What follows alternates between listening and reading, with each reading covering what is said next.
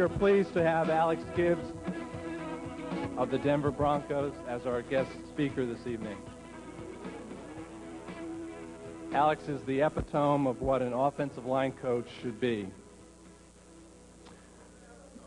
What makes Alex special can be categorized under three headings. First, his tremendous ability to teach. Second, his passion and intensity. And third, his encyclopedia knowledge of the game, picked up over 32 years of coaching. If it is true that a coach's character is shaped by those he works with, then Alex is truly blessed because he has worked with the best and the brightest in the profession. A glance at Alex's resume proves this point. Alex began his coaching career at Duke in 1969 under Tom Harp.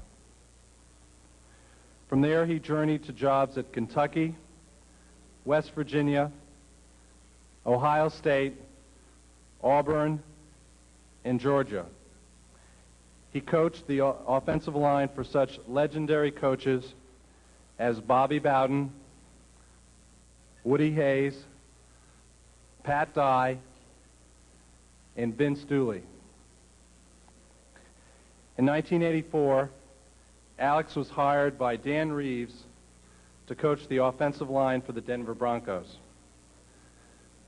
For the next 16 years, Alex coached 4 different NFL teams: the Broncos, the Raiders, the Chargers, and the Chiefs.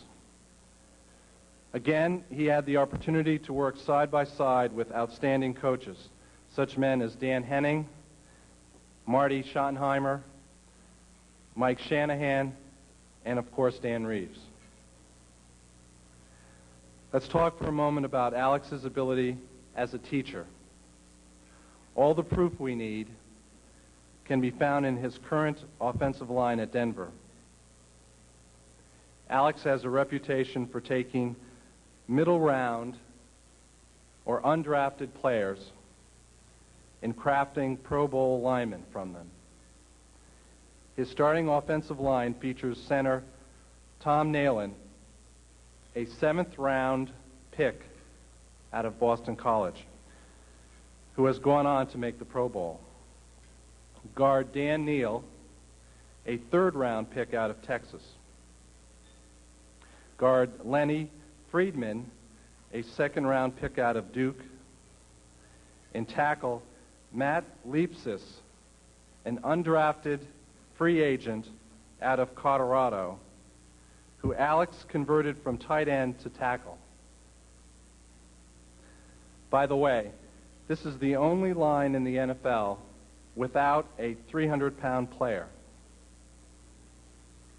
Yet this line is the only one in the NFL history to allow 3 different running backs to rush for 1,000 yards or more in 3 consecutive seasons. Terrell Davis in 1998, Orlando Scary in 1999, and Mike Anderson in the year 2000. In fact, this line produced an average of 145 rushing yards per game this season, 116 yards per game in 1999, and 154 yards per game in 1998. Alex's offensive line is also known for protecting the quarterback.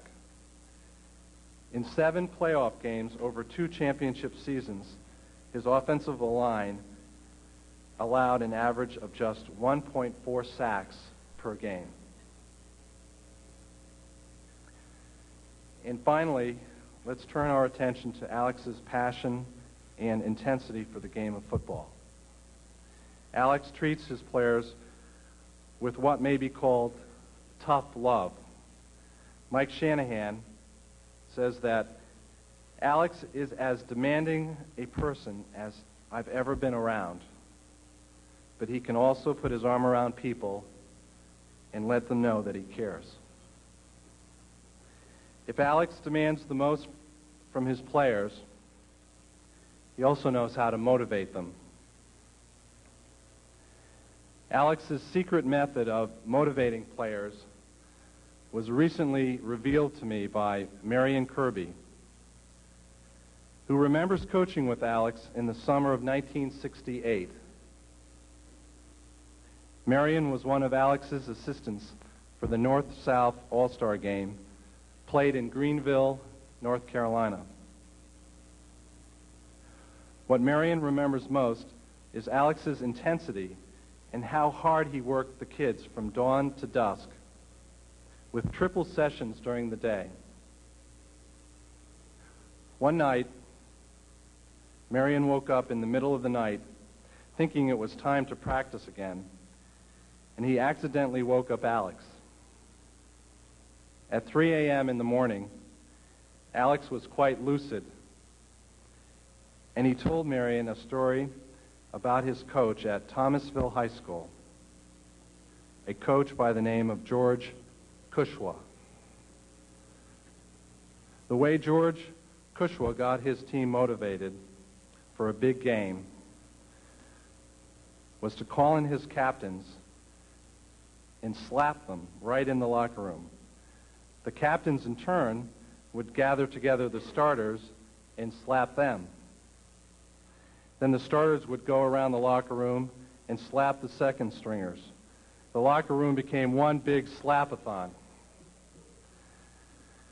When Coach Cushwa's team ran onto the field, some of his players would be bleeding. Punching the air with his fist, Alex turned to Marion and said, "That's the way you motivate a team." So when we see the offensive line of the Broncos take the field with their helmets on, it's because we don't want to see the slap marks or the bleeding. Gentlemen, I give you Alex Gibbs. Bunch of BS right there, guys. I never hit a guy in my life, especially them big bastards.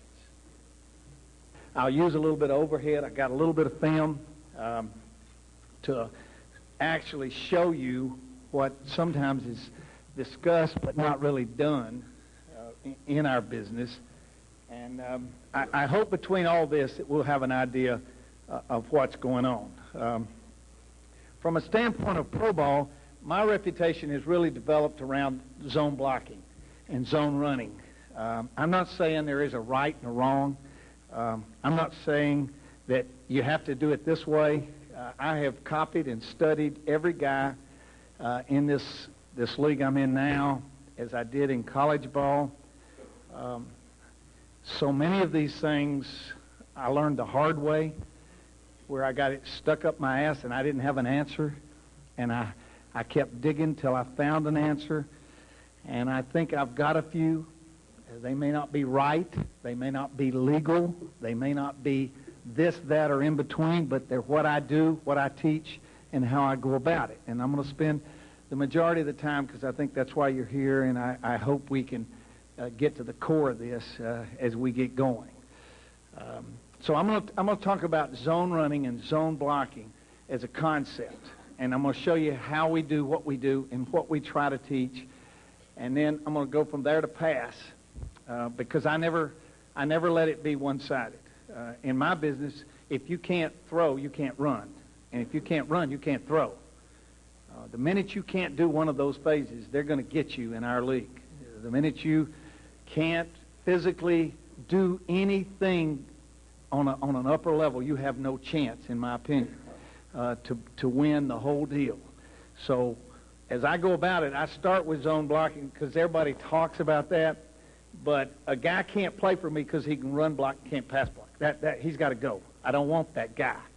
I don't want those players. I want players that can adapt and do the things, and I spend pretty much a 50-50 ratio on time and how I teach those guys to do all of that. So I'm going to go from zone blocking right on into pass slides and schemes and show you how those function for us, and then into play action and the keeper game, which I think ties to the running game so much, and then talk a little bit about our empty packages, because I know so many of you are into those today, and how you format them and set them and what the philosophies are. And then we'll open her up and talk about whatever you want to, talk about as we go. Okay? So first of all, let's talk about zone. We basically start out with the concept that we're going to run wide zone strong and wide zone weak, tight zone strong and tight zone weak. And they must, in every case, be balanced to look the same. So our personnel has got to be as close to balanced when we do those things as we can. And then what overloads we can create with formations, and I'll talk about that, then we're going to create those. But we are a wide zone, weak and strong, tight and strong inside, with the majority of it being wide zone outside oriented. Okay? And we want the formations to look the same.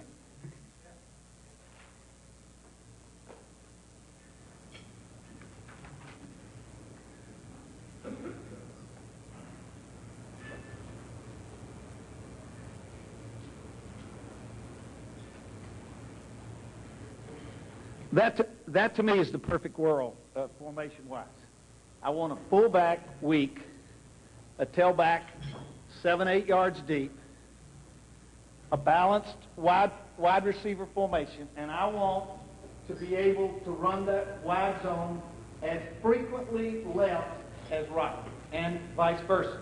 I know some of you are right formation teams. We are not. We flop our formations a great deal based on personnel and mismatches that I can create. If I feel a guy doesn't match up to me, I'm going to hammer that son of a bitch till he dies. That's just the way I believe. I know other people do it the other way around. But that is the balanced formation to me with a fullback person. And this guy, for me, is a guard. So we have no misunderstandings. He's on scholarship in the NFL, just like he would be at your university, but he's there for a reason, okay? He is not there to touch the ball.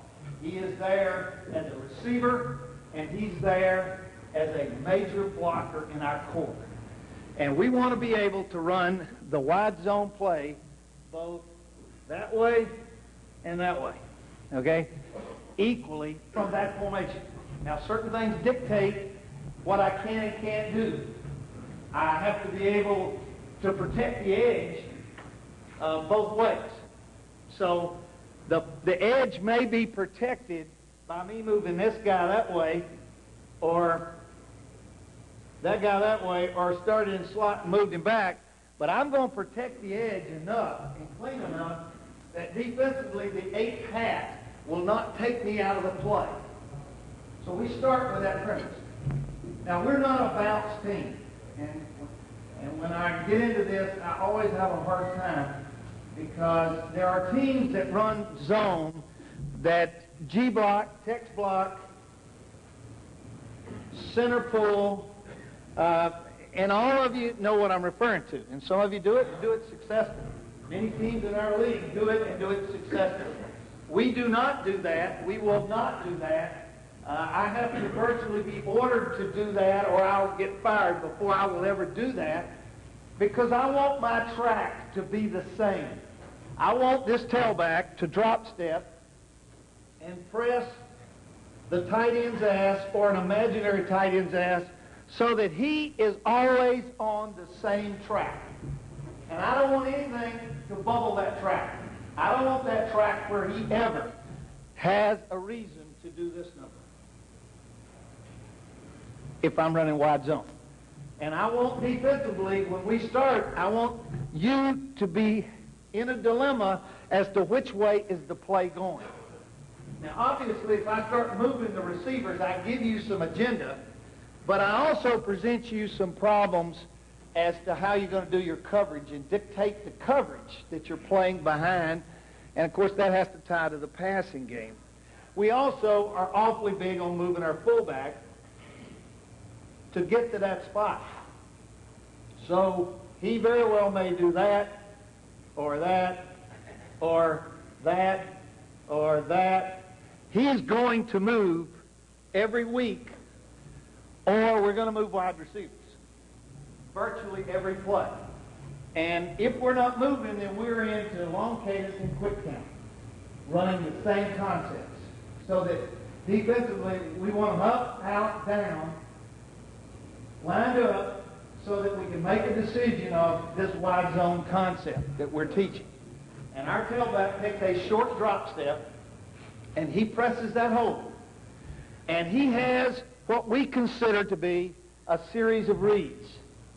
I'm going to go into hallowed ground here and talk about something that a lot of people don't believe, but we coach our runner.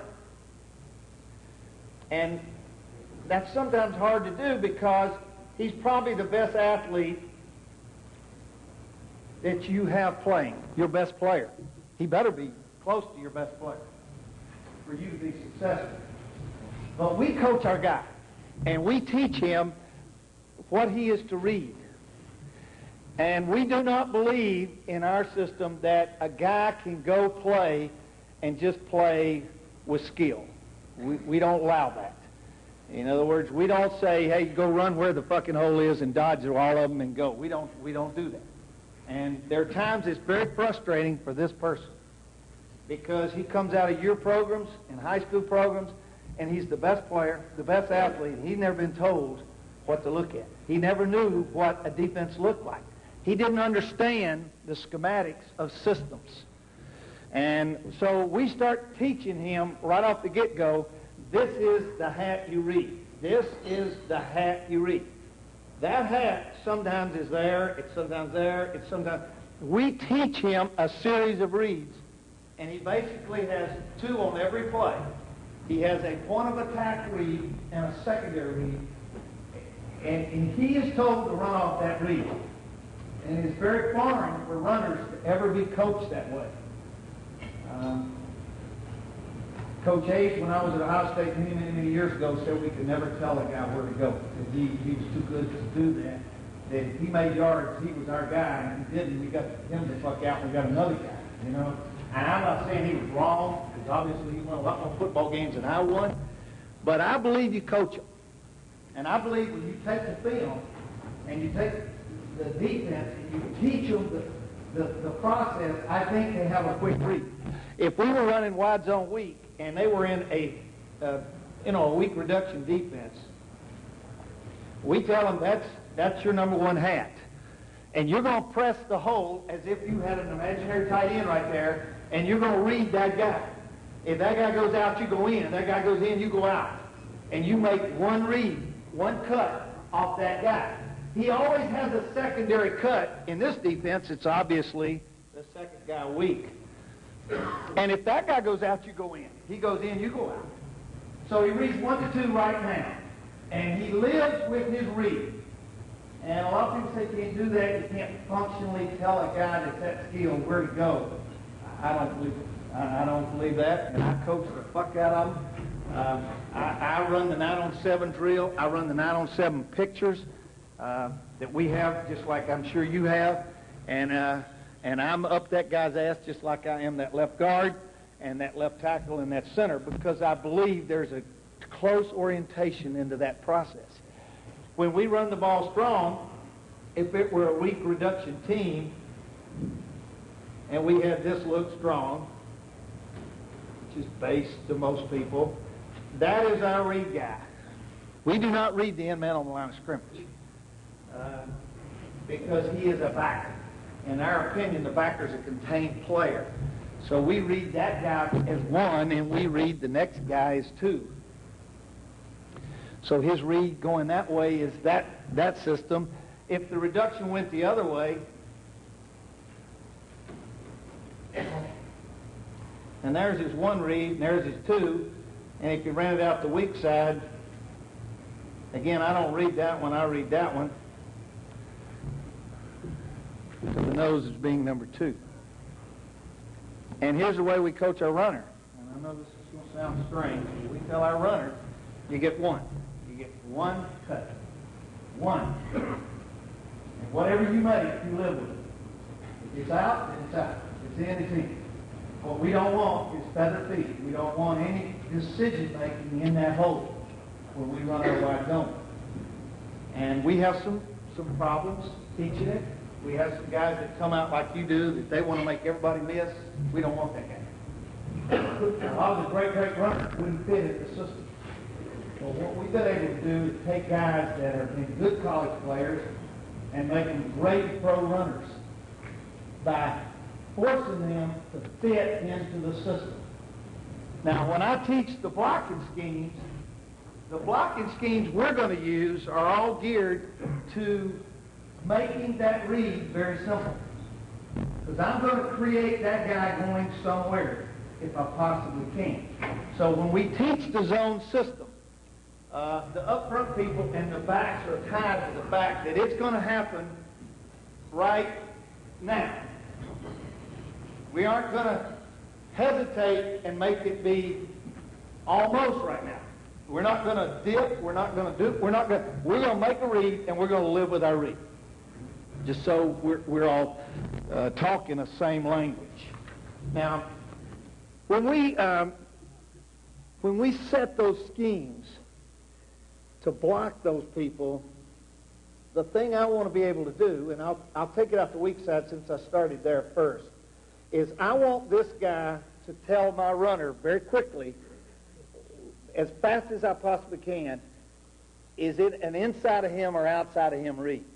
Not maybe, is it or is it not, okay? So the landmark I'm going to take on that guy is obviously got to be one-on-one. I don't have any way to double him. I don't have any way to get a hat on him. I don't have any way to influence him. But I'm going to convince my tackle that you go at him, stretching him, trying to control his inside with your inside arm.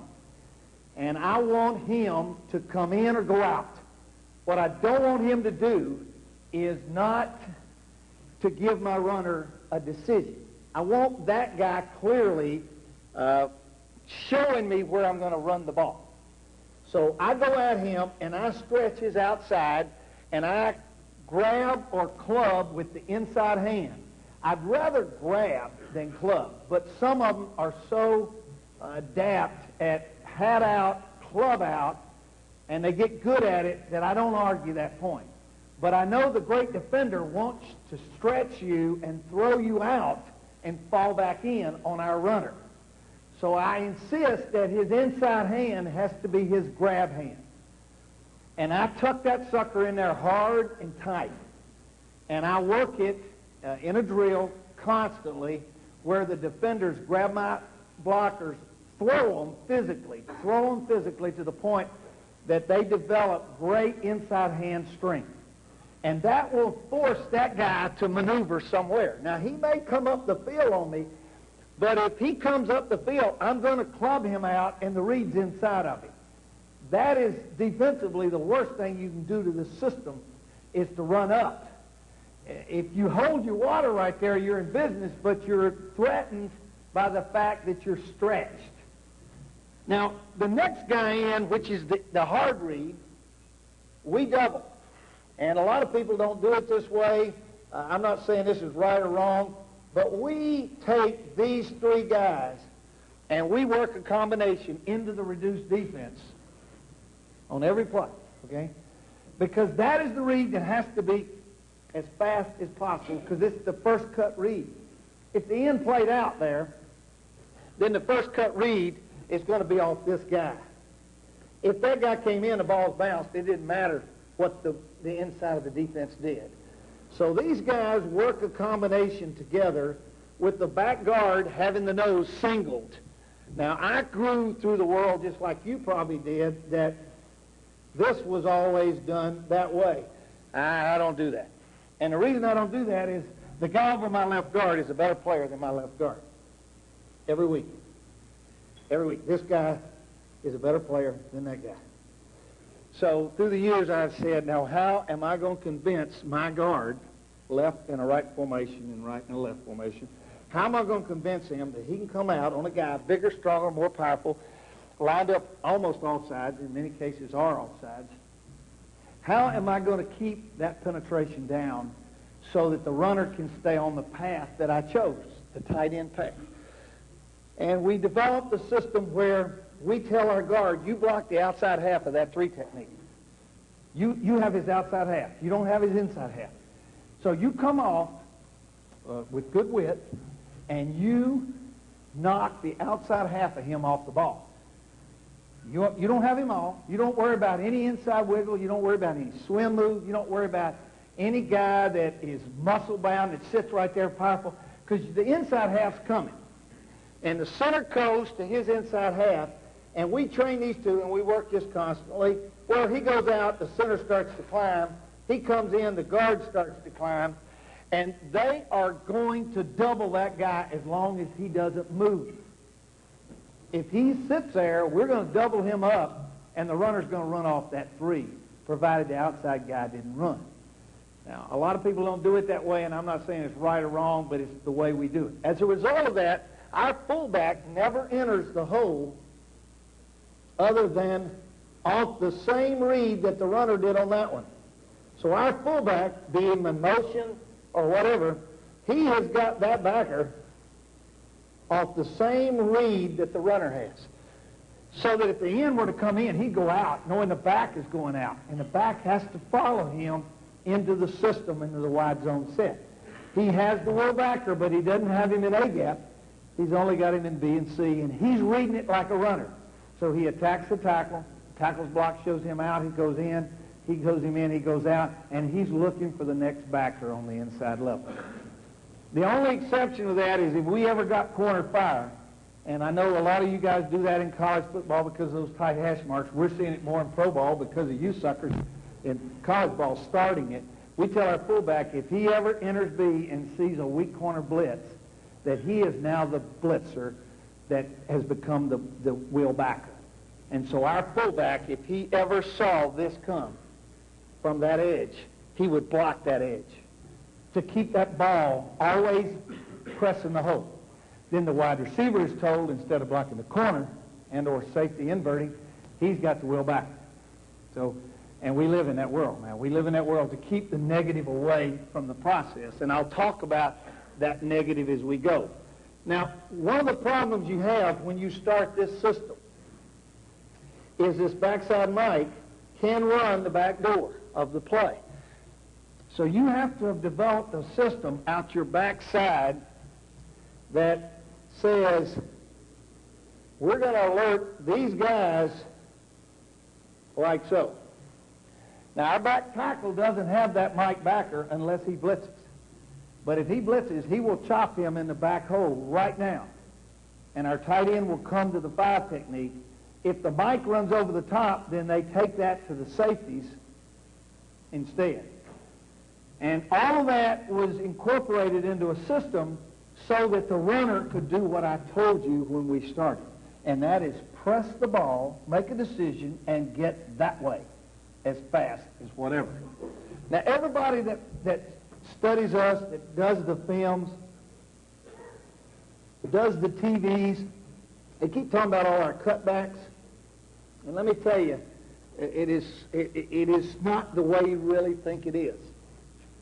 When our runner starts that path and he comes under that 3, the majority of the time when he makes that cut under that 3 technique, he will be outside of where the imaginary tight end was when he makes that cut. Because the defense has stretched that far. And when you stretch the defense that far, that cut by the runner is not as drastic as you think it is. It does not take that talented a cut by a runner. What he's made a decision is, the outside guy said, it's coming inside. The second guy says, run off me. That's what the decision is. If he goes under the 3, to you as a TV person, as a film person, it would look to you like he's cutting behind. Sometimes he'll go behind the nose, and the nose is actually outside of where the tight end would be by the time it gets over there. Now, there is no dip in this now. You've got to understand, there is no dip. So we're telling the runner that we're taking a downhill path. Now, if I flip that, and I flip it to a 4-3 defense, it doesn't really matter to us. It's the same concept. We want this guy over here to constantly present you that we have a weak side run, and we run the same stretch We don't read a backer on the ball. We read the first down lineman on the ball. He goes out, you go in. If he goes out, you read number 2. In this case, that number 2 is now doubled with those 2.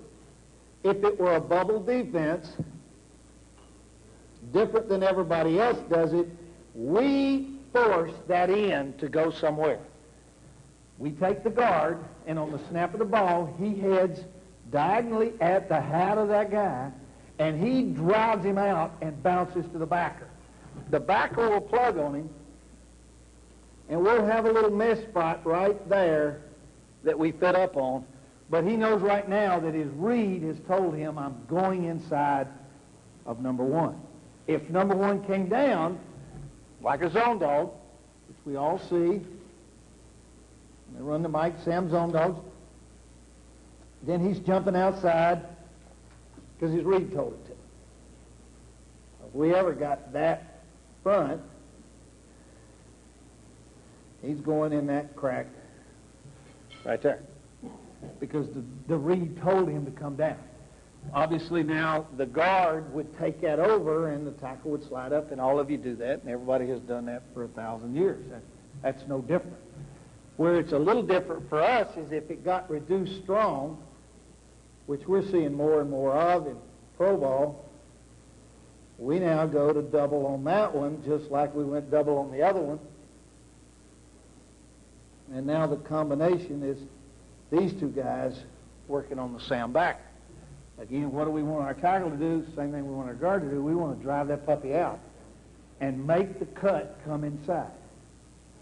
Now, I want to slow down here a minute because I know I'm going at my pace, and that may or may not be what you want or what you need. But I want to slow down and explain why we came to this theory. At Denver, we feel that the passing game is in itself a big little system. You're going to have big plays and you're going to have 0 plays. You're going to have some negatives in everything. You're going to have some fumbles that you don't want. You're going to have some sacks that you don't want. You're going to have some interceptions you don't want. You're going to have negatives in everything you do. And you try to eliminate those just like we all do. But we look at pass as being yes, no.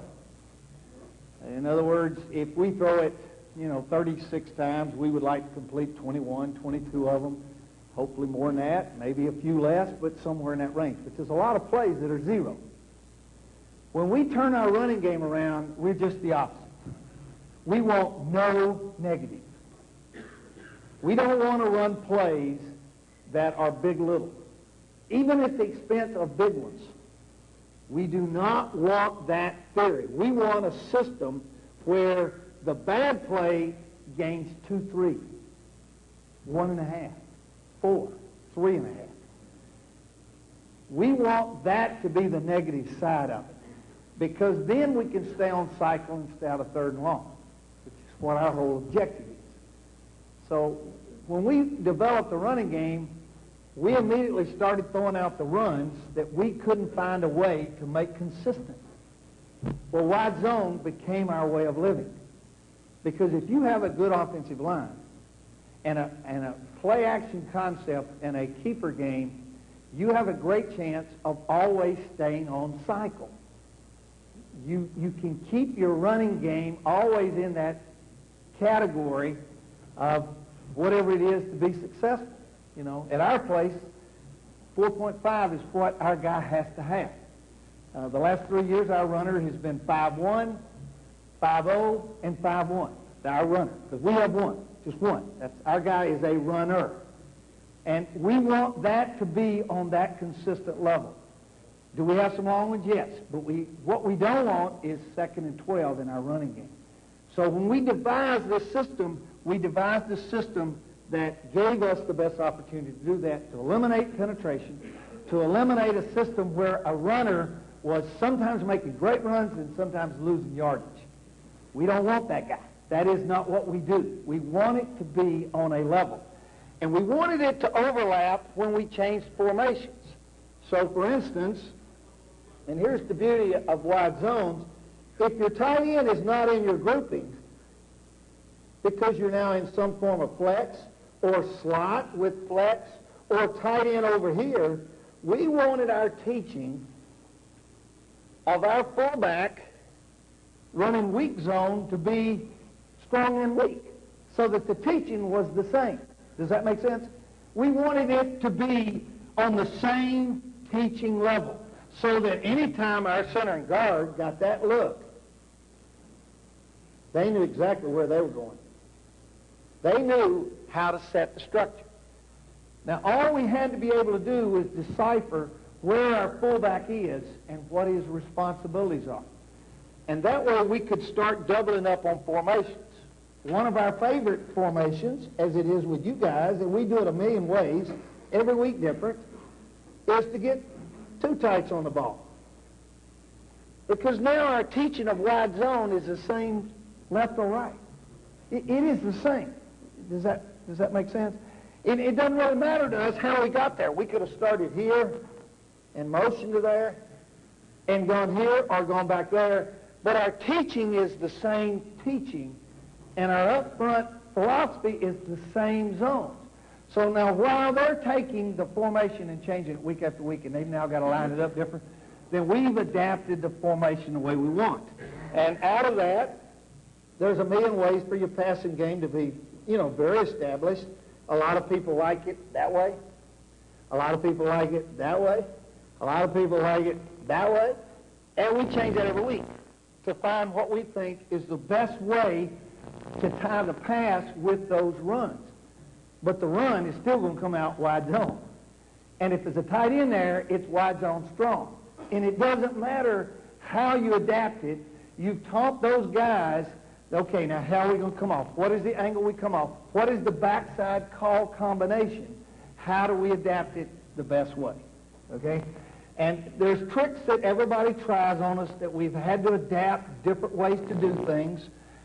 Some of the 4-3 teams we see force us into this combination, and I don't like it. I do not like that combination because I don't think the center has a fair chance there into that combination of 4-3. But all of these stunts knocked me off the Mike backer. So I had to adapt those. We see a lot of this blocking scheme against our front to stop the wide zone out the weak side, where the reduction guy tries to knock the center off, and then the looper comes around, and we've had to widen the angles that each of these guys took to the point that we still could take that pincher and scoop him with the center and the backside guard. Now, you can say, well, how in the hell did you do that? Well, how did you have time to do that? How do you make the time to do it? I don't run, but wide zone weak and wide zone strong, and tight zone weak and tight zone strong. I'm not getting into those plays that have a million adjustments that have negatives. And I know the first thing that comes up in your mind is, yeah, but Coach, you know how good our counter play is, and do you know how good our power play is, and do you know how good our draw play is, and do you know how good our weak trap is and our strong trap? Yeah, I do. But I also know when I turn on them fucking films, and I look at every one of you guys' films. I do 75 players a year in March and April. I do 75 college football players I have to break down. And I look at every one of you that have a guy coming out. And I see a lot of great plays. And then I go 4 plays down there, and I see that same sumbitch, and he came out for -2. See, I'm going to get fired for that. My boss doesn't want that. He don't want that. He wants me to say, Alex, give me 2nd and 7 at the worst play. I'd love 2nd and 3, but give me 2nd and 7. And so everything we do is geared off of that process. And we're able to take runners that I think are young, inexperienced runners, and we start demanding those tracks, start demanding the read, and the angles that we take. Meanwhile, these suckers right here, these 5 guys that I got, they're coming off with every one of those combinations on virtually every practice play we have. We do them tight and we do them wide. The tight play we really would probably replace before we did the wide unless they come out in a defense that is wide on both sides. If they come out in a defense that's wide on both sides, we love tight zone because the rollback play to a whip guy is an automatic steal. What we see more of are people trying to make the ball bounce. And we don't want to bounce, we want to go in a diagonal. So as we approach that, I know we look at it different than you do, and how we're trying to create those is a part of our leverage. Now I'm going to stop right there, unless somebody's got something right there that they just feel like they got to jump into. And I want you to understand that all of this goes on with our ability to control the backside of the play. And we have a different way of approaching that than most of you do, I'm sure, because we demand two things on the backside of every play. First of all, when that ball is given off that way, that quarterback will run a full-speed keeper. Now, to ask an NFL quarterback to do that is a little hard. I struggled with John Elway for 5 fucking years. He won't run no goddamn keepers at the backside of a wide zone play. But we convinced him through the same maneuvers that you convince your guys that his presence of faking that and coming this way was in itself at least worth a hat or a hat and a half on every play, okay? So when you see Denver play, you will see the quarterback fake that ball and turn and run full-speed keeper for 2 to 3 steps. So they have got to be prepared for that ball to come back out, okay? Now you got to remember that in our running game, the keeper game is its companion. Every run has that keeper. Weak, strong, open formation, flex formation, wide receiver formation, and that quarterback is going back there to hold the defense. Okay, that's number one. That's the big part of the backside of the defense. The second part of the backside, and here's where I get into some rule changes with you guys, and I don't know what they are, and I really don't want to know, but I know what we do, and I know what's taught. But when we run wide zone, we're cut blockers on the backside. Okay? And it's rough. It's ugly. It's tough. It's nasty.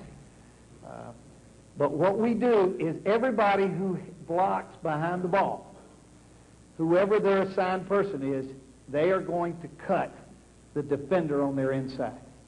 So when I drew up, for instance, that tight end tackle going through that alley,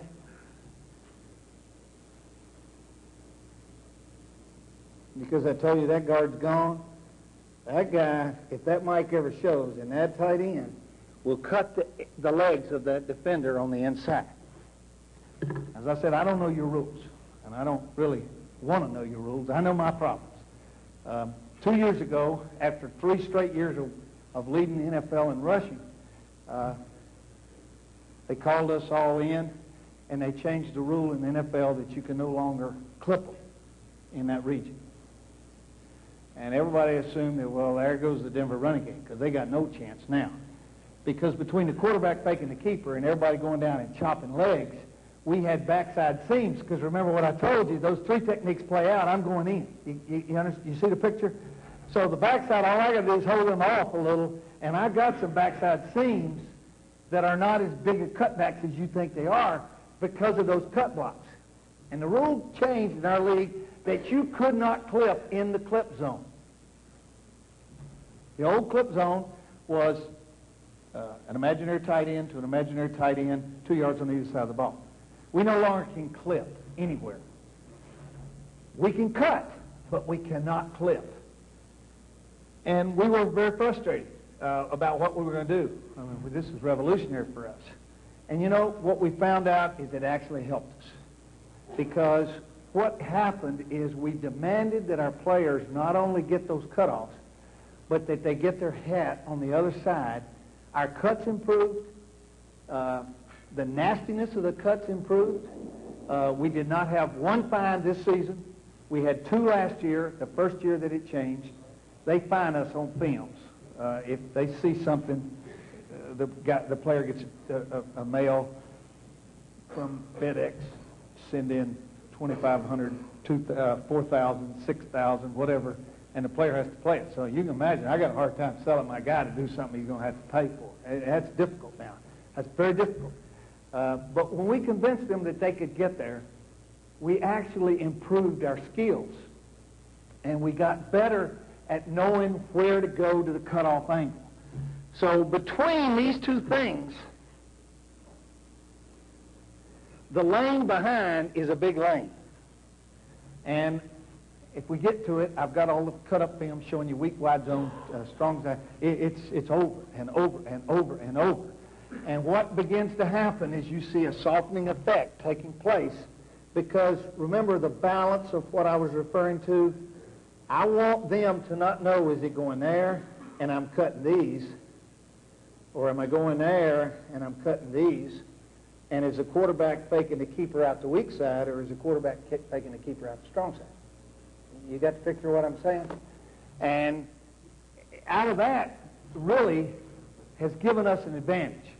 And everybody's trying to do this, to copy it, because it's like anything, that you steal anything, it's good, it's working. Are those three running backs all great running backs? No, they're not. But one of them is a great running back. The other two are players. That's all. They're players. But defensively, they start playing soft because they don't know whether they're on the cutoff side and are they the container on the keeper. And when you get them playing soft, then the point of attack on the wide zone gets better and better and better. Now, the really great defensive football teams are able, obviously, to do this better than others. But we have found that out of that system, if we can keep the 8th hat, 9th hat out of the pile, we will run the ball on most everybody, a majority, at a consistent level. And that's what we're trying to do. And those two things hold the back side of the defense for the front side. The front side is combinations in every case so that nobody is in an overload if they possibly can be. And then we pick the guy we want to get, and we go to that guy. All right? Now, the last element that I haven't entered here before I get on is our wide receivers. And I just want to put that down up here because I'm in the perfect world. Okay? I'm ornery, and I don't need to make friends. I don't need a pay raise. I don't need a fucking thing. So that wide receiver is frightened of me. Okay, he's frightened of me, and that's hard to get. And I got a head coach that lets me coach them, that lets me scream at them, that lets me bust their balls. I don't hit them like Marion Kirby's story here. I don't hit them, but I make their life miserable in front of their teammates. And I demand that they be a participating part of this running game. I demand it. And I know a lot of you can't get that control. And I coached for years and years where I could not do it. We had to fire some receivers at Denver when we first got there. We actually cut the two best receivers the first year after our first season there. We had to cut them. We had to get them out of there because they didn't think that was a part of their job. And so we have the perfect element here, in my opinion, to be able to run the ball. We have a philosophy of no loses, no losses. We have a philosophy of doubling the point of attack so the runner can read. We have a philosophy of quarterback being unselfish enough to fake keepers on all plays. You got me? We have backside players that are going to try their damnedest to chop your legs out, okay? And then we have wide receivers that block the 8th and 9th hat. Unselfish. Now, is that a perfect world? No, it isn't, because we struggle just like you do in many cases when, A, we can't throw it that day, or B, the runner's hurt, or we lost the fullback, or the tight end's got a piss-poor attitude that day, or the receiver that day. I mean, we go through the same trials that you do. I mean, our jobs are hard, too, to demand that. But having a running game geared where I can demand that, I've got the perfect world. Because I can take the 9-on-7 film and I can say to the wide receiver in front of his peers now words he's never heard. And I can take the fullback and I can take the tight end and I can demand it. Now, let me cover one more thing about the cuts and then I'll push on from that. When we practice, we do not cut our own players. We never cut our own players. And basically, here's the way we say it. If you tackle, we cut. If you tackle, we cut. You don't tackle, you butt them up, we don't cut. So whenever the games start, they're tackling, we're cutting. Okay? When we practice by tackling the player we're supposed to cut. Does that make sense? So if I got that guy right there, the only way I can find out if my guy has enough foot speed and quickness to go get him is he has got to go tackle that guy. And he literally, without going to the ground, he goes in and he tackles the defender, be he a linebacker or whatnot. And I know a lot of people were very concerned about that, about did you hurt somebody? Did you have a lot of fights? Did you have, all that shit? And, we answered them as quickly as we could. Coaches, here's the deal. You want us to cut you, we'll cut you, okay? But we'd rather tackle you so we don't hurt you. And it works out over time. But that was a very hard process for us to get our defensive people to understand what we were trying to do so that we didn't hurt those guys. It did teach them great gap control because they knew they had to get there, okay? Now, when we started all this, we started picking a different lineman than most of the NFL teams do. We don't pick high. I've been in 17 years, never had a number one draft choice. Never had not one. What we do is we draft guys that are a lot like the guys that I see you redshirting. He's a tall, skinny kid who's tough and smart and wants to play so bad he'd die. And we redshirt him in our system just like you do in your systems. And we find that guy, we can find a guy that can run, that is athletic, that has recoverability, but he doesn't have bulk and strength. He doesn't know what his body's about yet. And we hold on to him just like you do, waiting for that to come. And so most of our development comes out of that phase where we pick characteristically those things. Our tackles are very athletic players. And many of them, nobody talked about or knew at all from some of your schools. And you would say, why him? What's that? Well, we just saw a tall 6'4" tackle with length that had no basic strength, but he could run. Athletically, he could run. And we were willing to wait for him to develop the power to be a player while we were teaching him our system. On the inside, we don't worry near as much about height and length.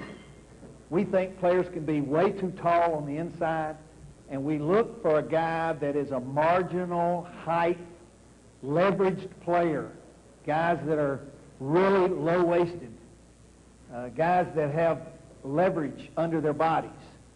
And we don't have a lot of fat guys. We run them all the time. We're constantly believe they stay healthier by not being heavy, and we turn away. Now, you've got to remember, to cut off the guys we're trying to cut off, you've got to be able to run.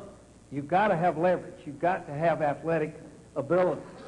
So we take guys that in many cases people don't want to draft. And sometimes we have to go up a little higher than we want to because we've earmarked a guy.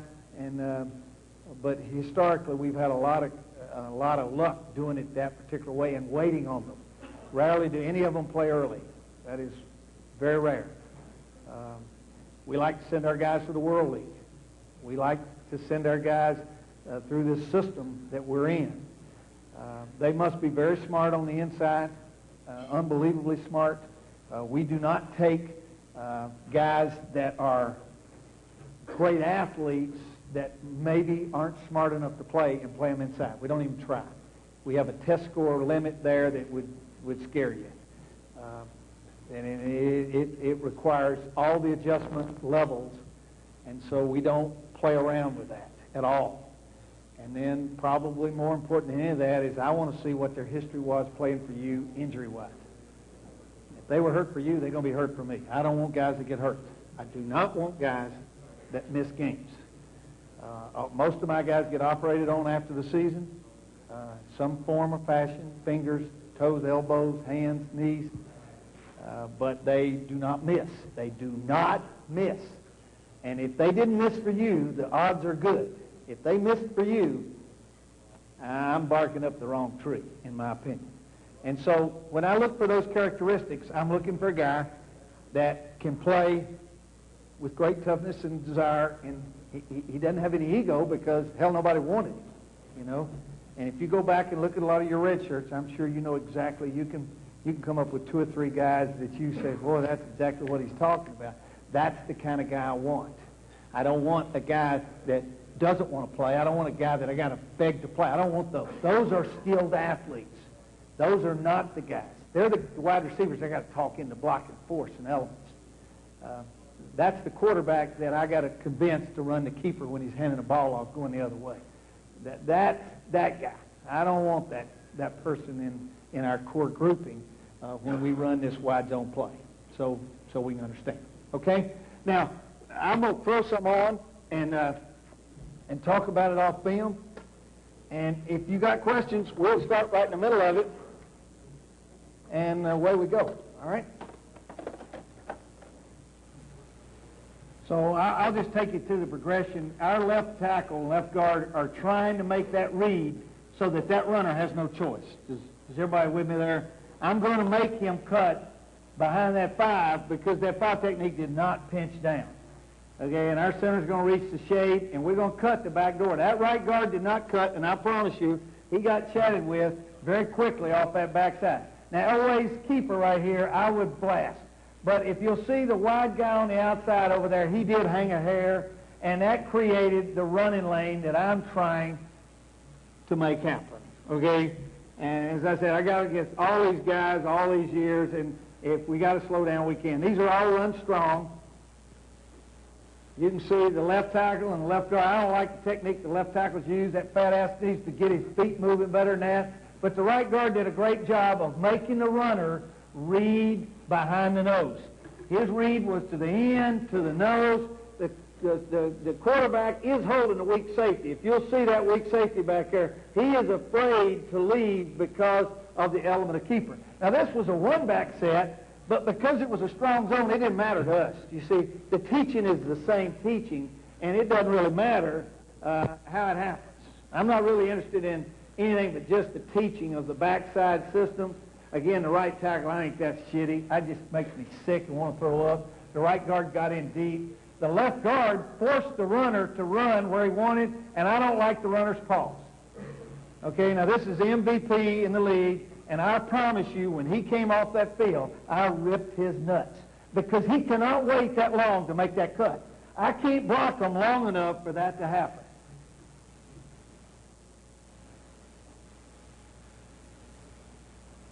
Now, when we run it into a reduction side, a lot of times stunts like that occur.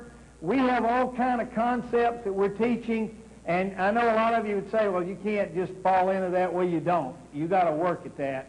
But that system is devised. It's out of a 2 tight end element. We didn't get great cut by the backside tight end. The runner had a bounce read because his read told him, go out. That's one of the few times that the ball will actually do that in the system. The right guard's going to force it out. The left guard should cut. He did not cut. I guarantee he got ripped. The left tackle didn't have an angle to cut.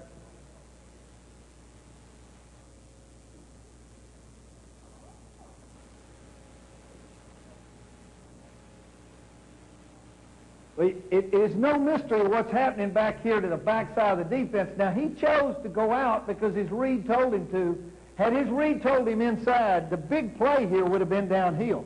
But you have to live with that world. If you told him his read is the end on the line of scrimmage, he clearly goes out. If his read were to jump out, then you would expect him back here where these 3 chops are. He bounced it to the top because that's what his read was. And you got to live with those. You got to say to yourself, well, now wait a minute, what is the best way for this to function? The cut on the back door by the fullback, the cut by the tight end, the guard should have cut right there. The left guard made the read go where the read ought to go.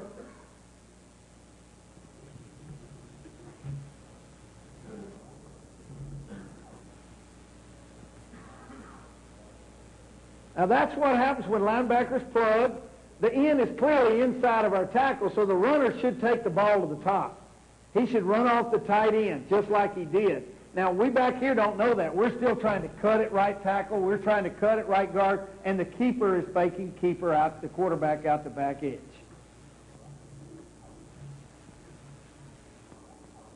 Now, his read said, 92 said, Reggie White jumped out, Gilbert Brown jumped out, the backside cutters are cut down, and he runs down the pipe. Now, to me, that's football play right there. Of all the ones I've seen, I like that the best because it's consistent. I mean, everything there is a clean 4-5-6, 4-5-6.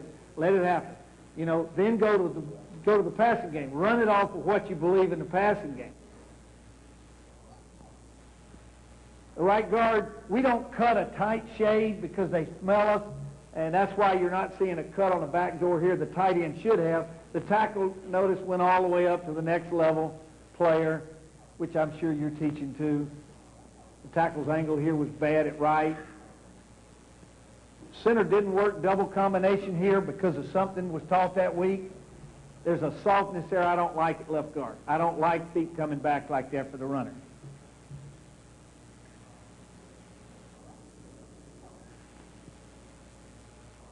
Now here's the beauty of the cuts, and this is the classic. You know, when they get cut back door, and everybody says that's the Denver cutback. Now look where that cutback occurs, because you see the tight end's a yard inside this hash mark. When he makes that cut, he's 4 yards outside that hash mark. That cut is not as drastic as you think it is. It's the element of the defense that's creating it. I don't like the stutter that this runner took. I also don't like the fact that my right guard got stuffed back in the backfield. But that's a part of the world of one cut, live with it. Ball going left, wide combination, the ball should bounce. The ball going right should never bounce.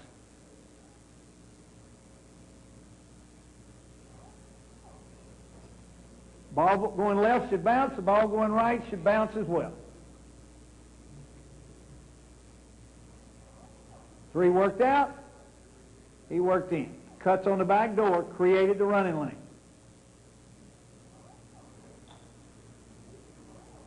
This was before the rule was changed, and both those tackles today would be fine because their body momentum actually cut the back of the legs. That's clipping now. It was not then. We've gotten much better at this than we were at this point.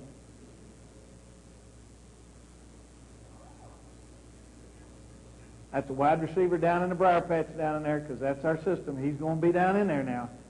We don't block corners. We block safeties. We make corners tackle. They're as shitty a tacklers in our league as they are in yours. That read says go out. That's as clean as a bell to me.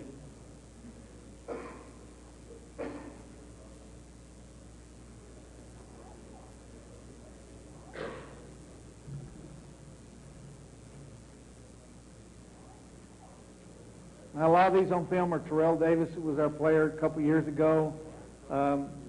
We've had 2 very fine ones the last 2 years. Not as good as him, but very good. Again, you see those backside combinations. That's where we think the whole thing's created. That ball bounced, but his read outside told him that guy's inside of the defensive tight end. He's got to bounce that to the edge.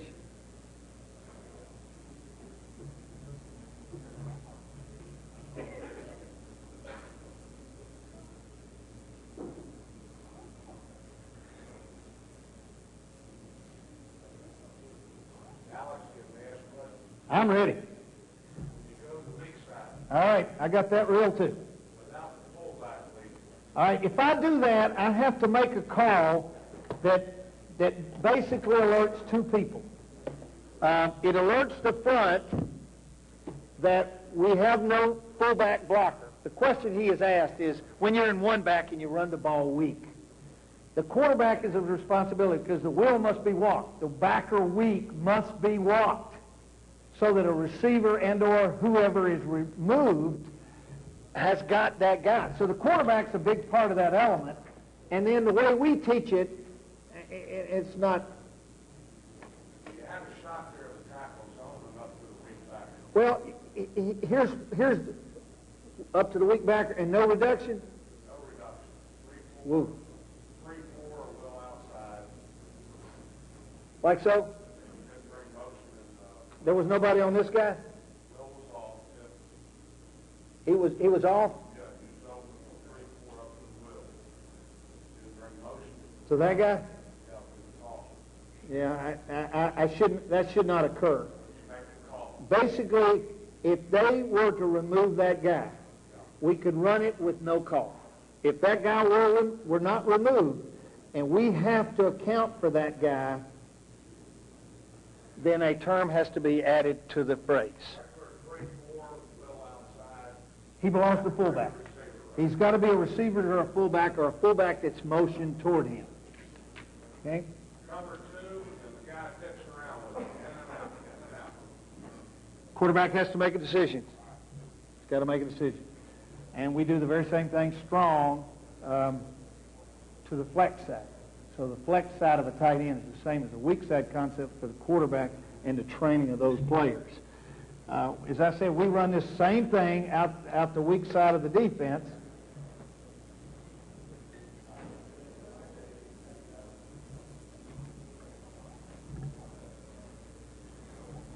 So that now the blocking schemes are the same. The cut blocks back here are the same. The zone play of the left guard. See, he's not going to let that end not give us a read. We're going to force the runner to run where we want the runner to run. We want to create the hole, and then he gets in the hole, he's got to do what he's got to do. If the fullback is not present, the quarterback has to either check it or control it. And then I'm going to take you a little bit to force element schemes because of all the 8-man fronts. You teams that run it a lot, you'd understand what I'm talking about. Now this game, our center did not work triple combination. That's the way we did it 3 years ago. We don't do it that way anymore because we don't feel our guards can win. The club of the left tackle has done exactly with what I got in mind. That path by 30 is the same path. He's got to read. He reads outside to inside and watch the left guard club with his inside arm. And they call that holding. You know, I don't buy that shit. That's fucking football. You got a triple left guard, triple. Okay? Not to the Will back, to the Mike back. Not to the Will. Will belongs to the fullback. The only time you take Will is in A. He belongs to someone else. I think the most important thing is what the guards do to force the read clean. I don't like that left guard leaning right there. I don't like that. I think that's tough, and that's why 30 held his numbers right there before he spit through. I think in the long run, you're asking for trouble right there. How much are your running backs in your meetings? I get the films on every 9-on-7 with them twice a week. And the head coach lets me make an ass of myself on the sideline. They do not want to see me.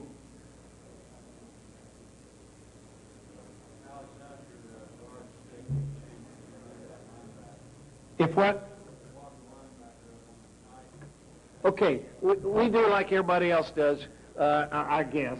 We double it this way, and I don't care whether this is strong or weak, so it could be that way or not. If he comes up, they do that.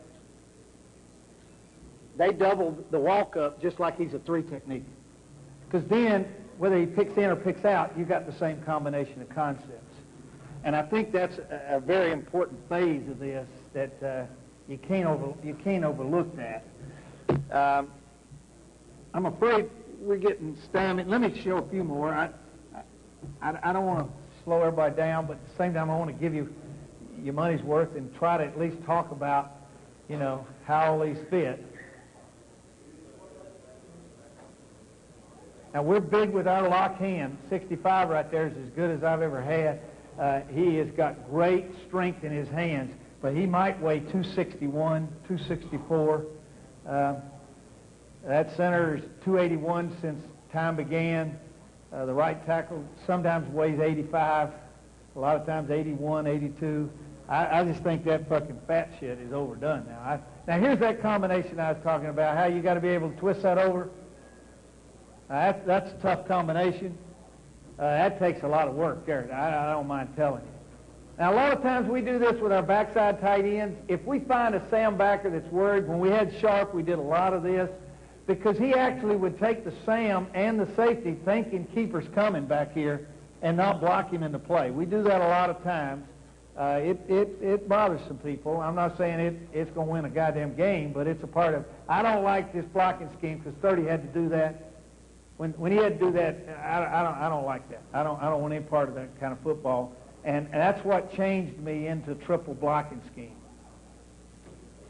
That's what I want to do right there. I want to double combo and slide through and cut the back door and lock off at the point of attack tackle.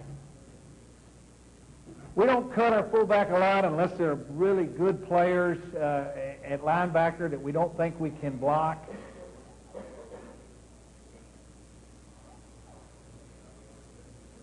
But what the right guard is doing there, to me, is created the hole, and it's amazing how many of these guys you can chop. Now, I'm sorry? Now I'd reach the center. And if I can get down here far enough, let me jump down here far enough. We started that 2 years ago. Now we do it on every play. It has really helped our system. Our right tackle guard had a bust here, thought the ball was going over this way, but the combination of center guard to Mike, to me, there is what this is about. And here's an end that got hooked. I know a lot of you think it never goes out there. It'll go out there if you teach him reads. That end told him to jump out now. And he's going to do what the read tells him in our system. We've been able to get that taught to our guys. Same here. I think that ball should have gone to the edge. He thought there was too much penetration.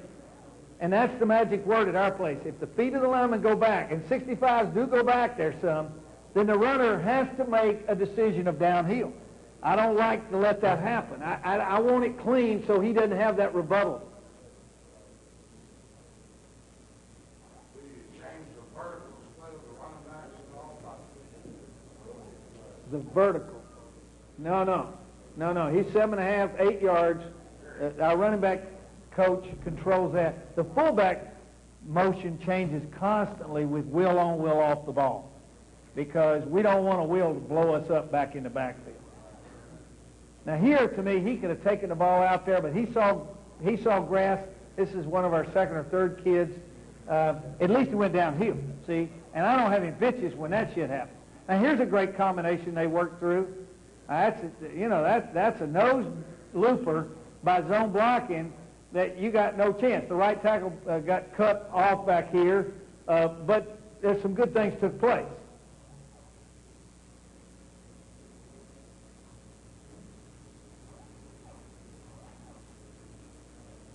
As Reed goes in, he's going out. We'd like the fullback to eat up more of the wheel backer than that. We bring him from everywhere, just like you guys do, because of our passing game. You know, we don't want to be in a stagnant formation. We don't want them to practice the formations that we're going to run. We want those changing. I'm not getting much of the way we're doing it right now, and maybe I'll just jump on down here if I can get onto it.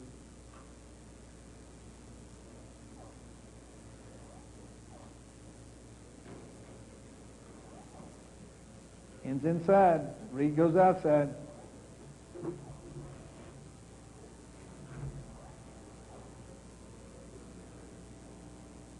Now here's where we had to change for this. Now this is Sal at Will Backer. Our center had him in A gap, but he didn't see that as blitz. He saw that as a guy running out, not in. And that's when we started working three-man combinations, because our fullback does not go in that hole. He does not go in that hole. We want to stretch the defense. So this was a great teaching point, and I put it in just for that reason. Now, we could always get him like this. The hard one was the other way.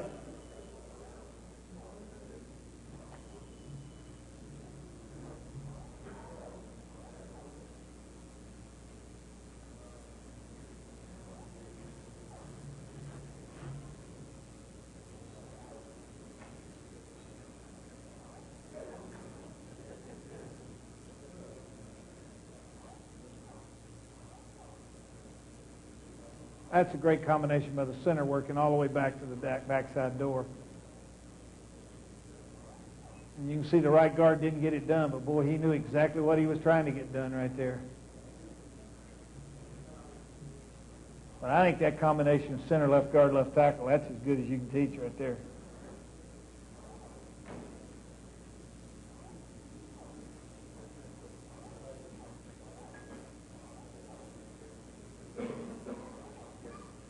I think you're going to see that the overriding point in almost all of this is that lack of penetration. We have good plays when we don't have them. We put together a bunch of film just like you do, and we teach off of it. And, I'll talk a little bit about how we do that sometime if we have some time here at the end. I think what I'd like to do, and then head to pass real quick, but I'd like to talk about the fullback in the play. So what we have is we have wide zone strong, with our fullback being what we call the force blocker. Okay? Now up front, we're still operating with the same premises, so we would have done this. Does that make sense? And we teach that theory, weak and strong. It's taught more strong than weak, because a lot of people do it this way. Bring the weak safety down over here and put the mic over strong. We make the mic the strong safety in the concept, and we teach it based on this guy being on the ball, so that now they're here, and now the fullback is on that guy. Now that's become our short yardage, our red zone, our 4-minute offense. That's become our 1st and 10 when we have to keep the ball alive. And we have spent hours and hours and hours developing a phase where the fullback is a part of the call. So it's wide zone, strong, force. Does that make sense? And we have had to do it weak over the last year.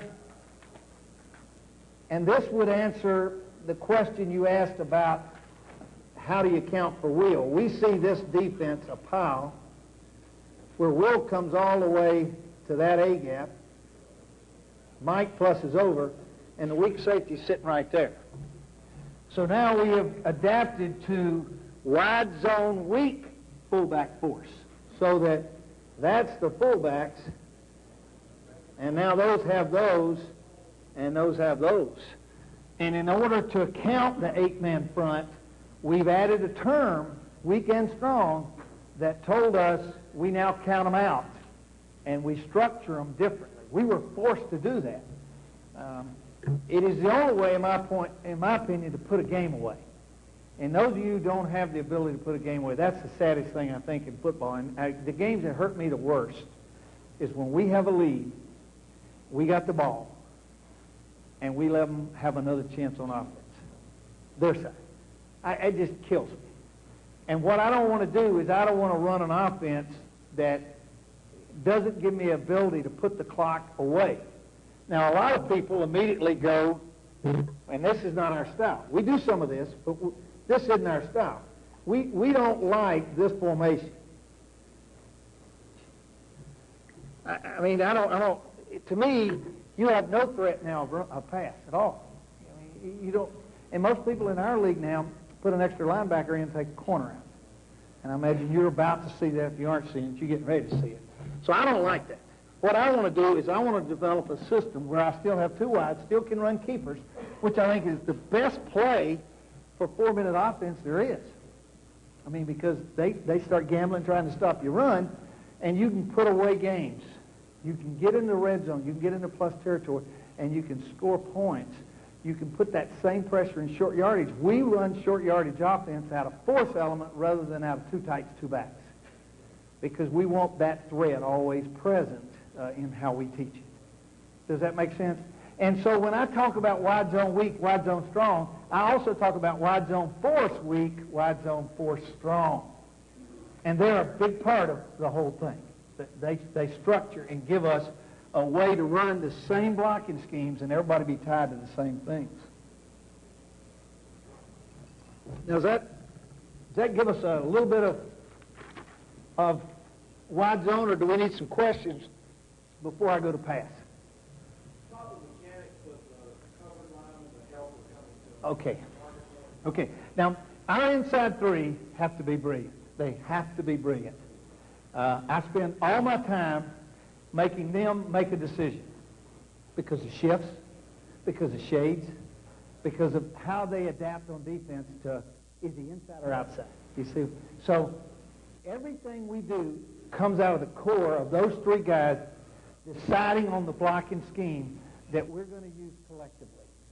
And they base that on the kind of guy they are, what kind of talent they have, you know, how much ability they have, and they make the call. They totally structure the call themselves. I get pissed if they can't tell me why they did it the way they did.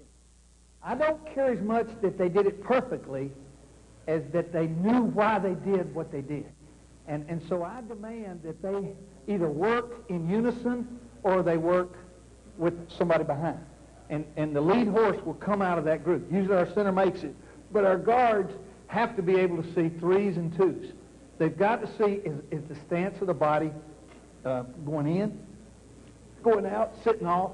Is he running a loop stunt, or is he, you know, they got to make the decision off those things. So we have calls for every one of those things that have to be made. I do not allow and will never allow a player to block a picture without a call. I cannot stand that. I want it called. And they have code words they use. They make up things. But there's a system in place. And I don't let them fuck with that system when they're going through training camp and going through early season. Once the season starts and you reside the same guy all the time, then it doesn't bother me as much. Now, if the guard's uncovered, then he's now pushing it to one on his outside. So he's controlling the tackle. The only time our tackles are controlled is he controls the tight end into the combinations like those bubbles where I told you there's a bounce look. That's the tackle controlling the tight end. And that's to this look right here. He is controlling how we're blocking that. And so his calls in combination are telling those guys how to do it. Okay? I'll give you one cheat here that I think is unbelievable. It's just started in pro ball, and some of you can use this. But one of the things to that defense that's happening, we usually see Sam A and strong safety down. When we see that, that's the same as a world backer in A with the weak safety down, right? Or weak side rotation. It's the same combination. One of the things that's happening now with force is this.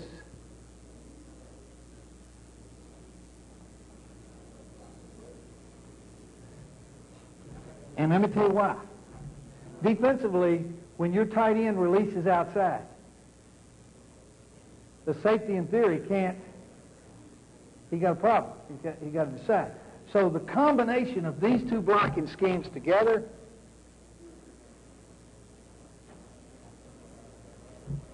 is really disjoining defenses. You need a word that tells you the fullback has the force element or the tight end has the force element to a reduction side strength. And you talk about putting people in a crack. Now that puts them in a crack because they don't know where to defend the release of the tight end. And then suddenly the tight end's knocking it off the ball and the force element's coming out of the fullback. And it's the same motion, same formation, same read, same everything. Does that make sense? Now, let me hit keepers one more time. Guys, the worst thing you can do about keepers is only running them when you have a tight end releasing or a back releasing to the flat. That's 10 years ago, okay? Some of the best keepers I see today, from some of you guys in college and from people in pro ball, this to me is one of the most unbelievable ones, is you motion them over here and run wide zone over here and come back to keeper and keep your tight end in and start your draggers and your cross stunts off that. Now you talk about the people having fucking fits now. Because they want to defend a keeper where somebody throws down and he goes out in the flat. Well, fuck, that's where it started. Or the fullback slows down and he comes out. Do them to open edges. Do them to a tight end and nobody over there. Do them when there's no backs over there. There is a keeper for everything. And we don't go into the game. We have more keepers than we have runs. It's the best part of our running game, in my opinion. Because the quarterbacks have the best protection. and they got to decide what to defend. Don't ever throw out a formation and say, we can't put one in there. And you go to nickels and wide open formation, shit, I mean, fuck, they're unbelievable to me. Because now they got to say, somebody's going to stay back there. And I don't think it necessarily always has to be a running kind of guy. Obviously, the runner presents another threat. But the thing that we're doing so much in our league now is what we call stays, where the element on the back side of it doesn't go out. So we ran wide zone weak, came out here, he stayed, and now you got receivers running crossers with a full-out running game, and now he's holding the ball. I mean, he's not throwing a dink down. He's throwing scissors and Cadillac routes and shit like that. That, to me, is a hell of a lot easier than taking a 7-step drop and pumping that fucking ball 3 times. Now, I'm going to tell you. Because you've done it off what you do. And it doesn't matter about the downs, it doesn't matter when it is. And now they're heading in the nickels just constantly doing those things. So I think they tie to the zone running game. And I would tell you to study some people that are doing those, because I see some of you doing some really interesting things with those. And we don't hesitate to steal those. Just, watching some of the teams. Joey Hamilton, now Georgia Tech, 2 years ago, we won't throw those films away. He fucking drove everybody crazy with all that stuff. Well, those are what we're looking for. Those are some great ideas and some great points. Anything else about zone? Okay. Basically, I'm not a drop step guy because I don't want penetration, but I tell them that they take their lead foot, and if it's wide zone, I want to take my helmet, and I want to put my helmet where his helmet is. If his helmet moves, then I have to adjust it. So if I'm a guard uncovered, you saw Slareth there a number of times, he takes his foot and he opens it up. He doesn't drop it. He opens it up, and he aims for that spot of the defender's face if he's uncovered. If he's covered, he's working outside half. So he comes off with enough hesitation to get the center with him, but he is only working on outside leverages when he has inside help. When our guards push out and then climb to backers, that's the same technique we teach our tackles to do to tight ends. Push out and climb up. So the teaching is exactly the same. When we teach our center to gap onside 4-3, and if I'm going too fast, some of you just slow down, goddammit. I don't know what you're talking about. This is my life, and this is all. That combination and angle is identical to that combination and angle, that hat, and that combination is the same. So that aiming spot is the helmet of the defender. And if you have help, then you stay on the outside half. If you're a tight end, the outside half. If you're a guard in the center square, outside half. You stay on the outside half of your player. We buy enough time there to get him with us. So you see our tackles don't take off quite as fast when the guards are coming with them. Our tight ends don't take off as fast. We wait for that guy to get into us so we can work them together. Okay? Now, obviously, if you're working outside half and your half moves, you got to adjust. If it goes in, you tighten down. If it goes out, you widen out. You still have the outside half of that person. So when our tackles work this combination, they got that half. They got that half tight end, left guard. You got the half of him that exists. If his half widens, you widen. Then you tighten. You stay on that leverage point to not allow the penetration so the runner could stay on the downhill path. Now, I know you say a couple times there you have to say, well, that runner is taking a few pause steps. But you got to remember how hard this is to force them to do something they've never been told to do. I promise you, your runner's never been told what to read and what to look at. And we get them, and it is so hard for us to get them and teach them something that nobody's ever told them. Look, if you stop to think about it, who the fuck shouldn't be coaching a runner? You know? I mean, just because he's a good player doesn't mean he can't get coached. Shit, the guards don't come off the right spots. They're too wide, they're not tight enough, they're not wide, and yet we don't say anything to the runner. Fuck that. I can't stand that. It just galls my ass. I mean, that guy needs to know I don't want to stutter step and I want to hit the seam. We ain't blocking them on, baby. You better get in there. We're going to give you what we got. Now get up. Get on in there. And I think it's out of that unison that it ties together. Is that a decent answer on landmarks? You know, I'm a fist guy, a hand fist. I constantly harp on tight elbows. I think the biggest mistake you guys make is a lot of you do those windmill wrap-ups. When arms are out, hands are out. When elbows are in, hands are in. We don't get many holding calls, and we hold like shit. Okay, we hold like hell. Well, I mean, we hold. I promise you. But we hold here. We don't hold here. We don't let our elbows out of our body frame. I have a hard time getting your guys teaching them that because they all want to do these wind-ups. And those wind-ups have hands out here. You don't block people with your hands outside. You block people with your hands inside. Some of my guys use fists. Some of my guys use open hands. But this is their tool right here. This is what they have to have. They have to have hand strength. And I get so pissed at those weight coaches because they say, well, Buck, he's the strongest guy you got. I said, shit, the guy can't hold nobody. You teach him to hold in there. Don't teach him to bench press. Fuck, when's the last time I bench pressed somebody out there on the field? But I hold all the time in there. I want them to know where to get their hands and have strength in their hands.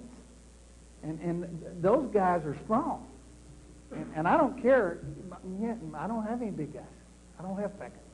I don't have any. But I got a lot of strong-handed guys. They got strong hands. And they can run good enough to cut off. And that's where we live with the world. Okay? Now, am I saying that you guys can get by with smaller players than you're taking out of high school? I'm not going to tell you how to do yours because I know you're under the same pressure I was under many years in pro ball. But I think you can be too tall. When they get over 6'6", I don't like them. I don't like anybody over 6'6", 6'5". They're too tall. They lose leverage. And my inside players, I don't like them over 6'2½". I don't like tall guys. I like length, but I don't like height. Enormous height. 6'8" players. I don't see many 6'8", 6'9" guys. I've had a couple, but I don't see many of those guys. But I see a whole bunch of good athletes, you know, that were high school linebackers that are 6'2", 250 that can play guard for me now. That's what I'm looking for. I'm looking for a leverage strength hand guy. As a result, I'm lucky because in the draft, they're all down there and they all think they're too small. I just eat those guys up. Fifth, sixth, seventh round. I'll just take a couple of years and redshirt them and here we go. And coach them just like you do your young ones because it's the same process. I really think. I think it has a lot to do with it. Okay? Any more questions about that force element? That's a bigger world if you can run it. Now, if you're totally a throw team and you're seeing nothing but two deeps and outside rotations, and you don't need to worry about that world. But we're not in that world. We want to be 50-50 because of the way we teach. Yes, sir. Okay, now here's basically what I teach. All right? First of all, I'd be lying to you if I told you that I know exactly what that measures out to, because I don't know. I never got one of them yardsticks and all that shit. I just look out there and get. So it's about 18 inches all across the front. The biggest violators we have are our tight ends. Our tight ends want to get too tight to our tackles. I don't like that. They step on each other. I also think the biggest mistake most of you make in short yards and goal lines, you get foot to foot. You step on each other. Don't do that. You know, go down to 8, 10 inches, but damn, you can't come off the ball when you've got to step on another guy's feet. I think that's overdone. I move up, but I don't. And I put my hands, my guard's hands, go down on the shoelace of the center. So I'm 18 inches shoelace of the center, and that gives me an angle to handle stunts, I think, that I'm happy with, comfortable with. Now, I hear people say, well, the holes would be bigger if you'd widen them out there. I said, yeah, you're right. They would be. They would be. So would them motherfucking penetrations I'm going to get, too. Okay? And I'm honest about that. I mean, open them up. Boy, there'll be big assholes. Yeah, there'll be some big assholes in there. I know that I can zone block if I work the shoulders off those combinations. Does that answer that? So everybody's basically right on the legal line. My open tackle's always in an up stance. I know a lot of you don't. I'm not trying to sell you that way, but I want a pass protector on the open edge, and I want him up. So he learns to run block from an up stance for me, and I do a lot of that. I don't allow guards up ever, but the tackle on an open edge always has the option of being up, and they almost always do.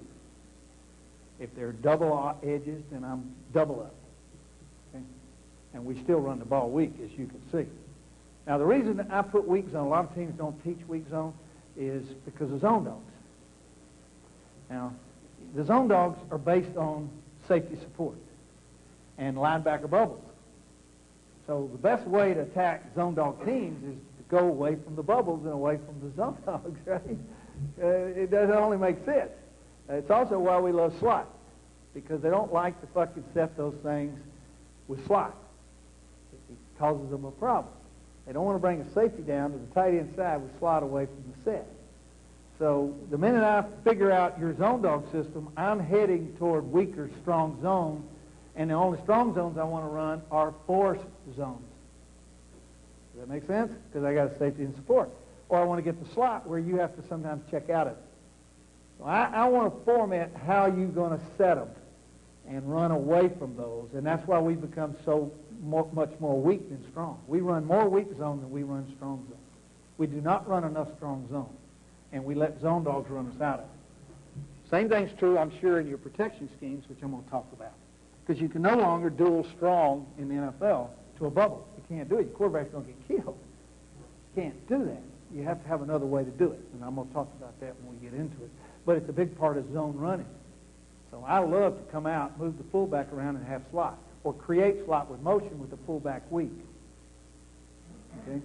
I don't like I formation for the runner, just so you know. I don't think you can run wide zone and have a guy in front of a guy's face. You can if you bounce. If you G down, tex around, and you bounce the play, the fullback can be there. But if the runner's doing what I want him to do, I want the picture clear. I do not like wide zone out of I formation. I like to get an eye and move him, but I don't like to run wide zone. I don't think it's fair to the runner, because I'm going to be hard enough making the right read. I'm going to be demanding about that. Okay, what else, sir? All right, then I'm going to jump on over here to talk about pass protection. All right?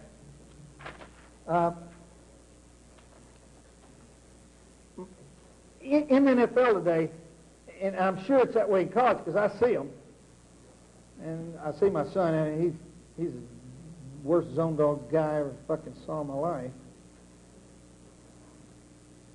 But you can't let this happen to your quarterback, be it weak or strong, and not have an answer. Okay? I mean, don't say that guard's got both them fucking guys coming around there and you're going to drop back and throw that ball. Now, you can't do that. And that's old-fashioned football coaches that popped them out or zoned them out, however you do them. You got two guys coming and you ain't got enough guys blocking. Okay? Now, one of the things that's happening in our league, and I'll share with you, is over here there's a lot of tight end check. He just pause checks. And he reads the guy on him, he pause checks and goes. So that the quarterback, if you were running that protection where the back is weak, are we all same? And I don't care whether it's shotgun or motion, shit. If your back's over here and he's got that one, we check step that guy instead of volleying the guard or panning the guard. We just don't want the quarterback hit him there. So that's one answer. The second answer, and this is the one that's coming very fast, is you wrap your back. So if the back were going strong or the back were going weak, and he felt too strong, he comes back over to the weak side of the edge. Okay? Now, we do it this way. I'm not saying it's right. I'm just saying what we do. And this is an answer, and if you're into this world, you'd understand it. But our tackles fan in our system, and our guards snap that one to that one, and the back takes that one. Okay, so if it were coming this way, our tackle would have the wheel. Our guard would snap the end and take the backer, and that back would wrap around and have that end when I snap him down in there. Now, here's how we do it. The runner is, again, overloaded with teaching. So it's hard. It's not easy. It's obviously easier with our fullback than our tailback because they're a little better blockers, usually. So he immediately sees reduction on his side, and he has, in theory, the reduced linebacker to the safeties.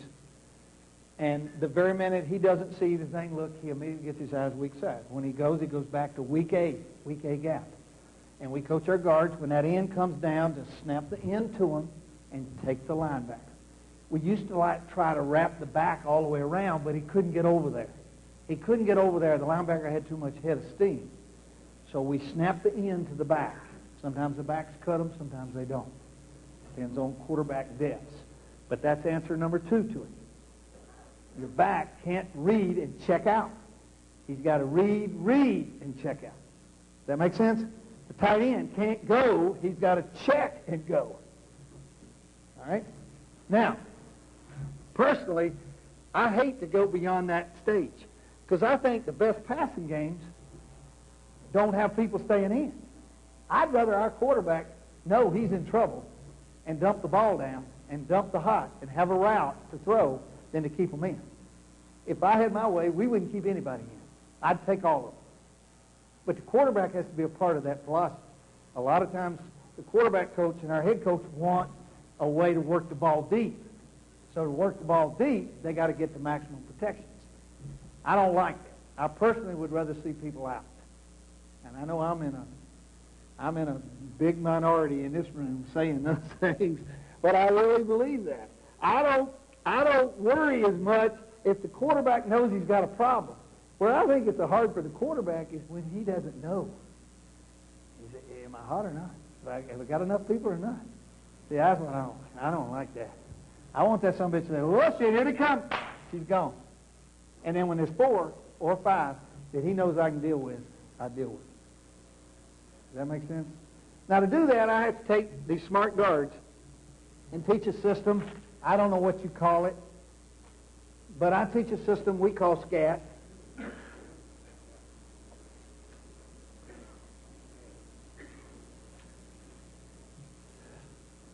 If we were sliding away from that right guard, okay, and we had no backs,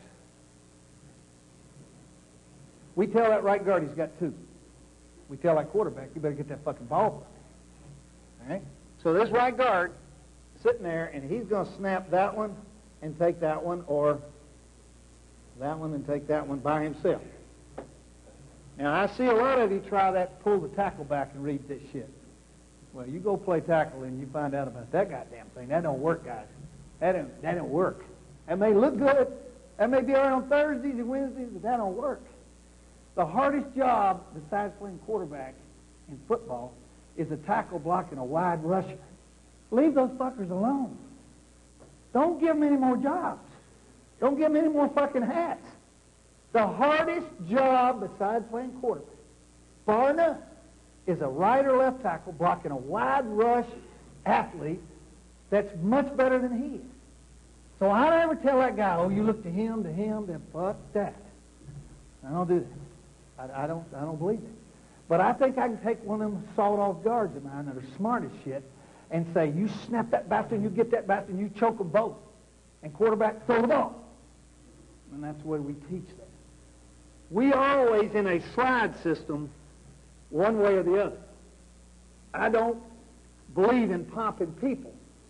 And I know some of you would disagree with me, and I don't really care. But if I came out and saw a balanced look, and I had 2 people, and I had no backs, or the back is motioned, or he's not there, I'm going to slide and go 3-on-3 on one side, and my guard's got 2 on the other.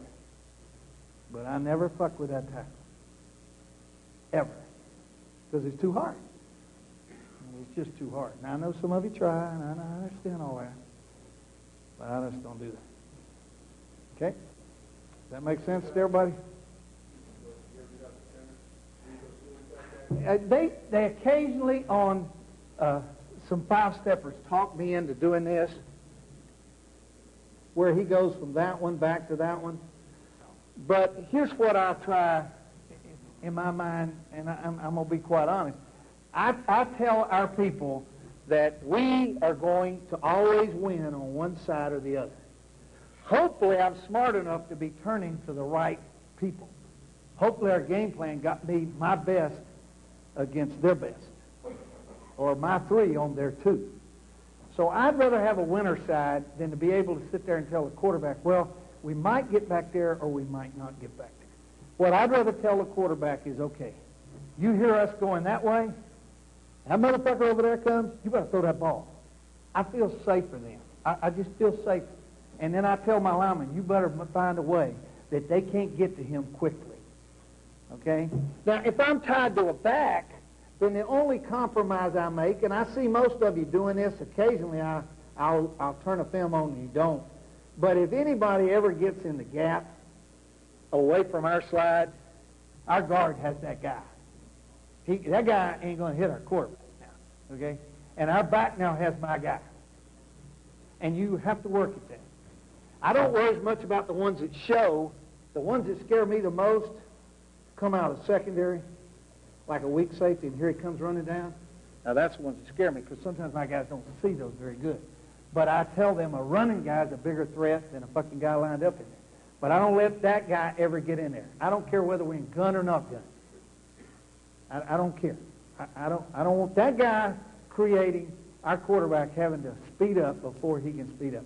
So the back has yours and you have his, and you make a decision. And, you know, and I hear all that, well, we're going to call out a word. Fuck the word. You start playing them games, you don't hear no goddamn words now. So we tell our guard, if there's a guy in there, you take that guy. And if he doesn't, you come back and get your guy. And back, you stay with me till I get it done. We have to work at that. That isn't easy. But we don't change the side of our slide. Whichever way we declare, we go. We don't pop guards. And I know a lot of you believe in that because I see it on your films. Guys, I know this is hard to coach, but I promise you I can take these 2 guys and block those 3 a whole bunch easier. And you can do that and block those 2 with that guy. I mean, I know I can. I don't think. I know. Now, where you don't like it is you don't have 1 guy to blame now. You got 2. And I know your problem. You'd like to say, hey, Jimmy, you fucked it up. You got that one. No, you got that. Yeah. See, I don't do that. I fan everything. I open, shoulder, keep people together. That's why I don't like to pop the center. I think I'm going to win damn near every time if I can set like that. I call that slide, and I have a word going left and a word going right, and I actually take slot most of the times in those slides. I create a slot rule based on certain elements so that the quarterback sometimes never even has to look over there. And most people won't do that, and I'm not telling you that's easy, because that's hard.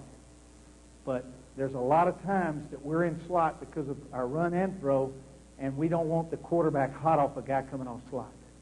We don't want it to. So we will turn that kick sometimes all the way to that slot defender. But we believe in 3 working together or 2 working together and not the other way around. Okay? That makes sense on the slide. All right, now let's talk about stunts real quick. Yes, sir.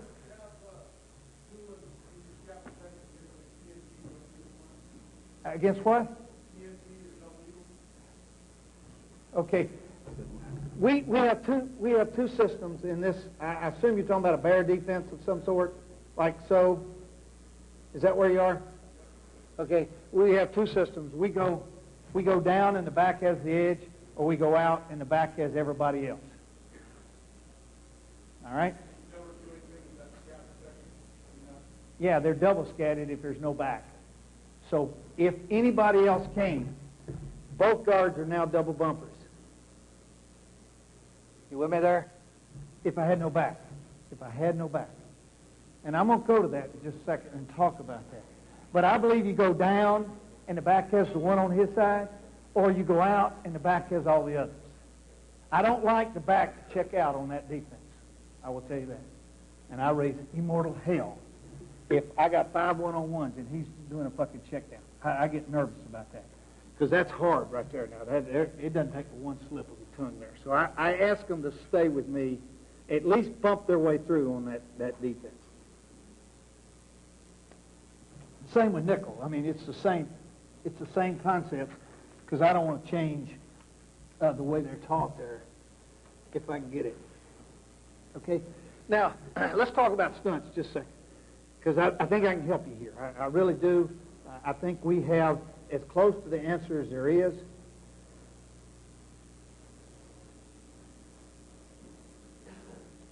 We teach our guards,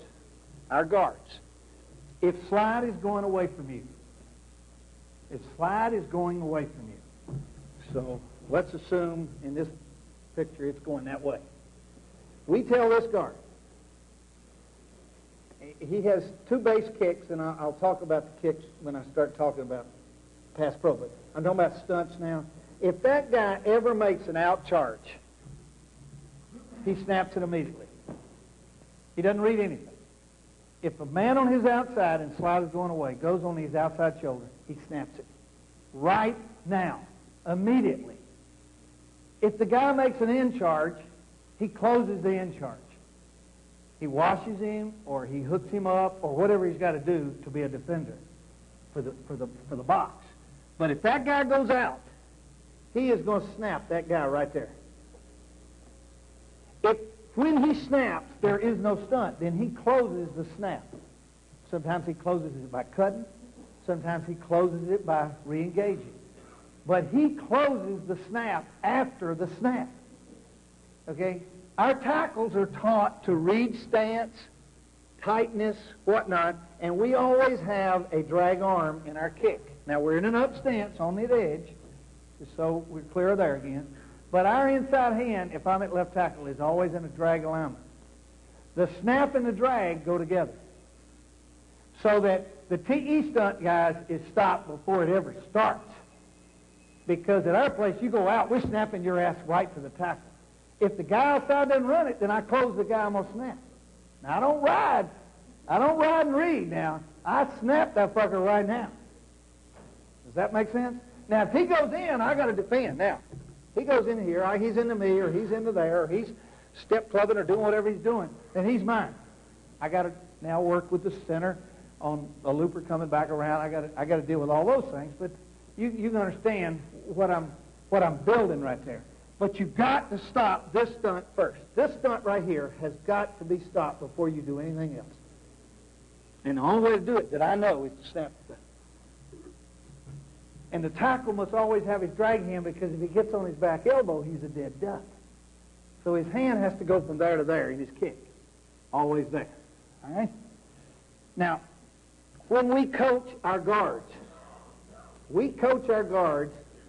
that you either set in your shoes or you up kick. We don't back up. All right? If I'm sitting in my shoes, I'll snap that sucker right now. If I'm up kicking, I'm swallowing him. We may end up manned up without a call. A lot of times we pre-tell them when we're up kicking. Now, let me just say this, because you guys could save yourself a lot of headaches if you teach your guys how to up kick in pass pro. You need to get a veteran player that's been in the NFL, a guy that's been through a system that understands it. We don't sit there and wait on them anymore, guys. You can't wait. You can't let them know where you're going to be. So basically, they stay in their shoes and they fight the fight, or they up kick. Now, an up kick for us is either foot, both hands, and we go get them right now. And we choke. I mean, we're going to choke them.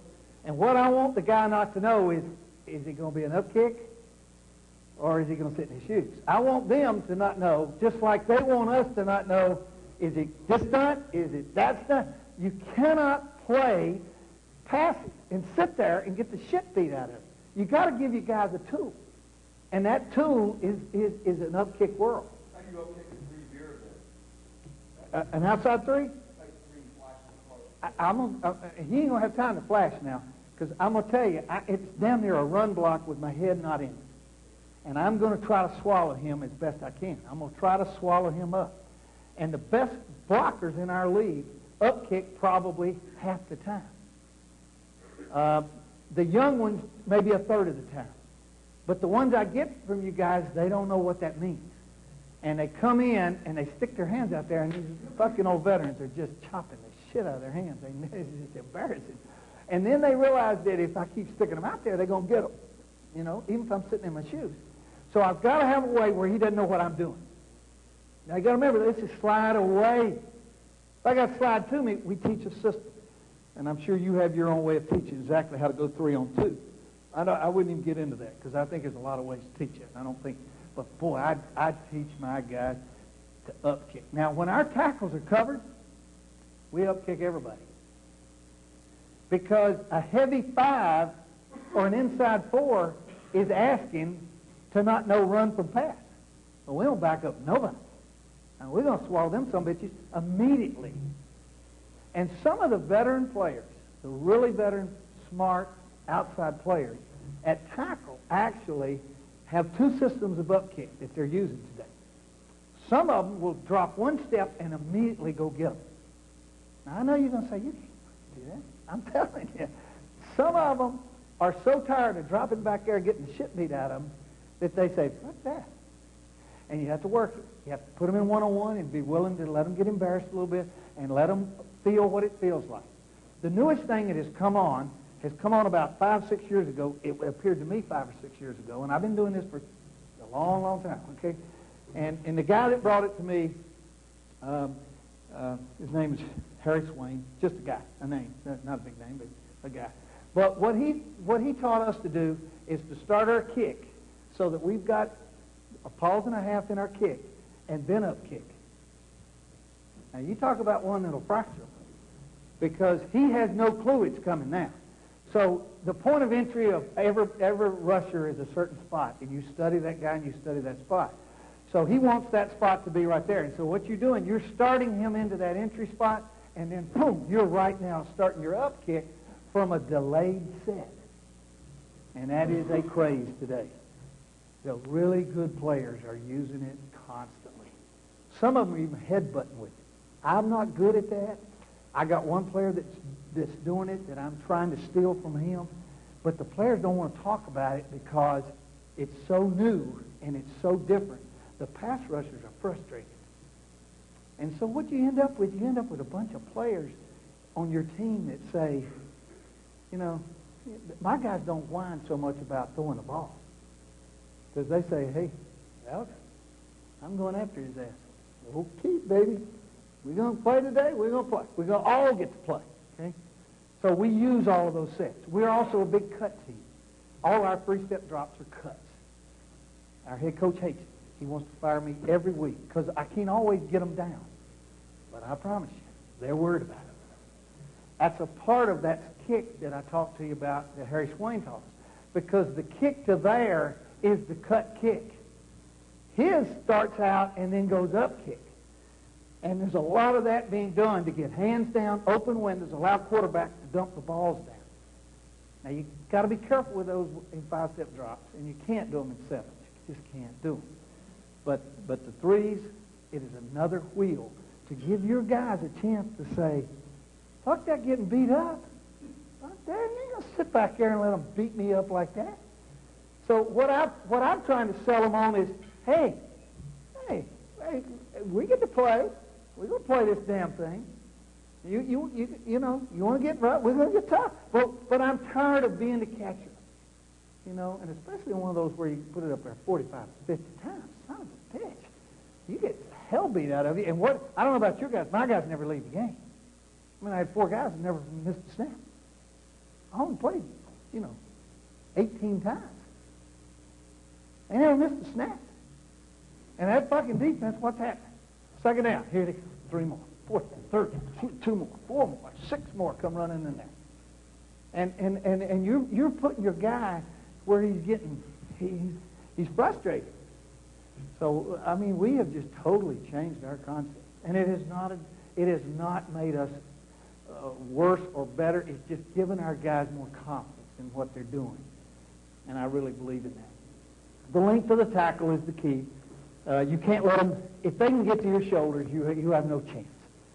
So that is arm length. When I talked about needing length, I need length. I don't need height, I need length. Length does go with height.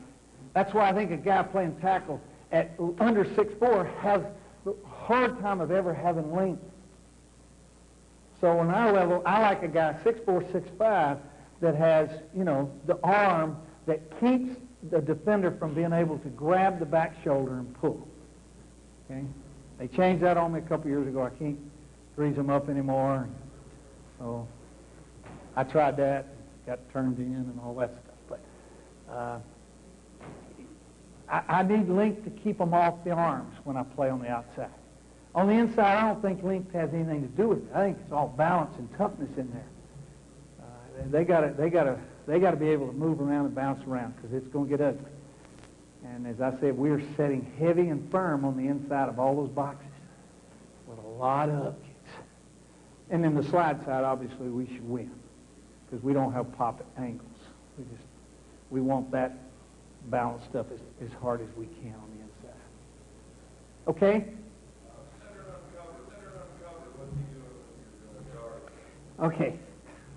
As I said, everybody teaches different. We teach the guard to the side of slide if he's covered by 3, like the gentleman just said. We teach our guard to open his hip and extend his inside arm. He never moves his inside foot. So he takes the outside half of the 3 technique, and he reads backward to in. Our center comes right now, provided he isn't covered. If he's covered, he drags. He drags off the shade, and he comes right now and takes the inside half of that guy. If that guy disappears outside, he stops because he knows something's coming back in there. But our guards set and take half man with vision outside. I do not allow the inside 3 just to block the inside 2. That's not a no-no at our place. Okay? Our guards read backward to in. So our tackles to the side of slide always gamble on outside edge. They gamble on outside edge because they know the guard's there for them. A lot of times they upkick when they have slide because they say, fuck, if I screw it up, he'll get him. All I got to do is turn him into it. So a lot of times our tackles to the side of slide are really aggressive but never beat high because the guard will only help him inside half. Okay, now the common problems with that when you use those kind of slides is they slap your inside hand down because you're not looking at him. You're looking at backer to in, the backer you've declared or the slot you've declared. And so when you put your inside arm inside on him and look out, he'll knock that down. And we have to go through a lot of training of getting it knocked down and sticking our asses back in there because you can't ever get your arm back to it. You can't get to it. So we put a half arm, read backer to in, he slaps it, I bust my butt, still looking to the outside edge. And our tackles gamble to the side of slide. That also prevents the rusher from knowing where the fuck the tackles are going to be. Because their kicks are totally different to slide than they are away from slide. Does that make sense? So that's the way we do it. Now, if the center's got one behind him, he drags off that guy. Because the stunt he's got to always deal with is the TT stunt, and it's almost always the 3 first. So he wants to pull the 1 on to him. So if we were sliding left and had a shade on that side, he'll drag that one knowing that that's coming at some point. He just wants to hold off that back edge. He's still got the inside half of that 3 to slide left. Okay? Now, how many of you are popping? I'm sure some of you are. I mean, I'm sure Jimmy Kirkus. How many of you molly block and pull the guard out of there? Well, I tell you, if you ever get them the other way, they'll never go back. I promise you that. But it's hard. It's hard because you as a coach have to coordinate it, and it's hard to teach, but that's the way we teach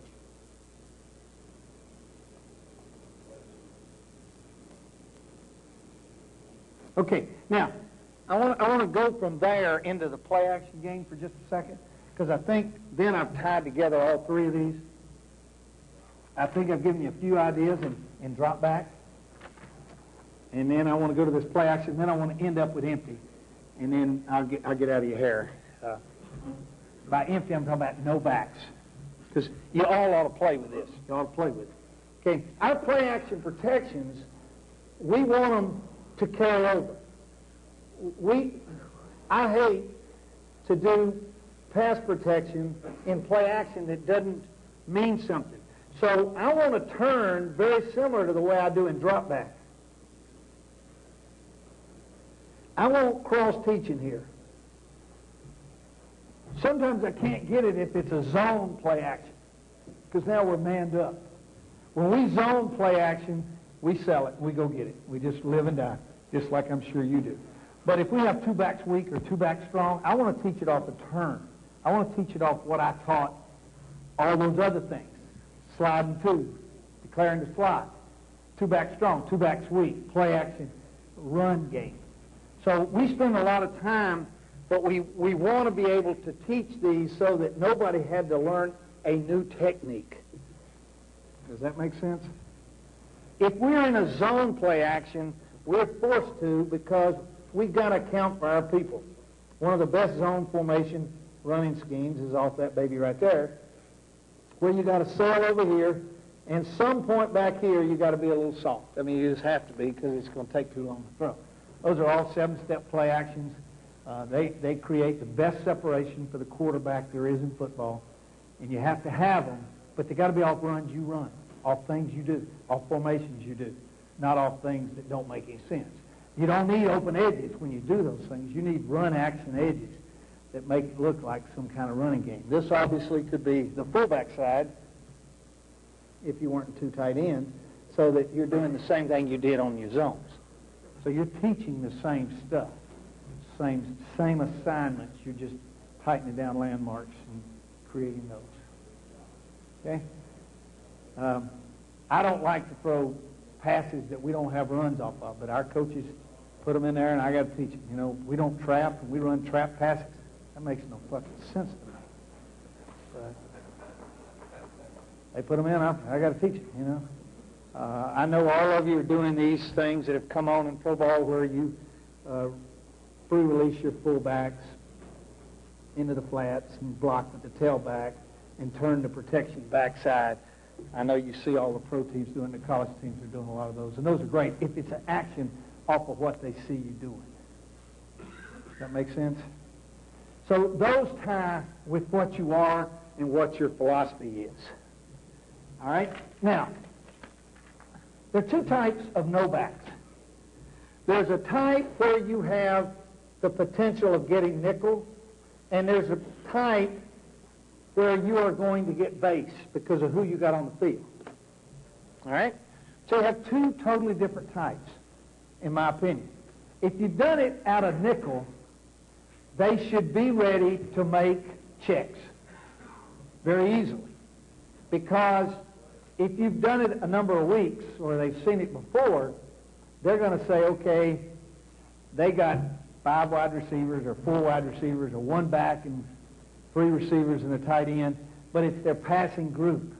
So it's very easy for them to set up a system of blitz in nickel, I think. We do it in both phases, so I'm not trying to talk you out of however you do it. The thing that we do, I think it's a little better than most of the people, is we always change the formations so that the defensive people don't know where the wideouts that are gifted are going to be. In other words, the formation may look like this.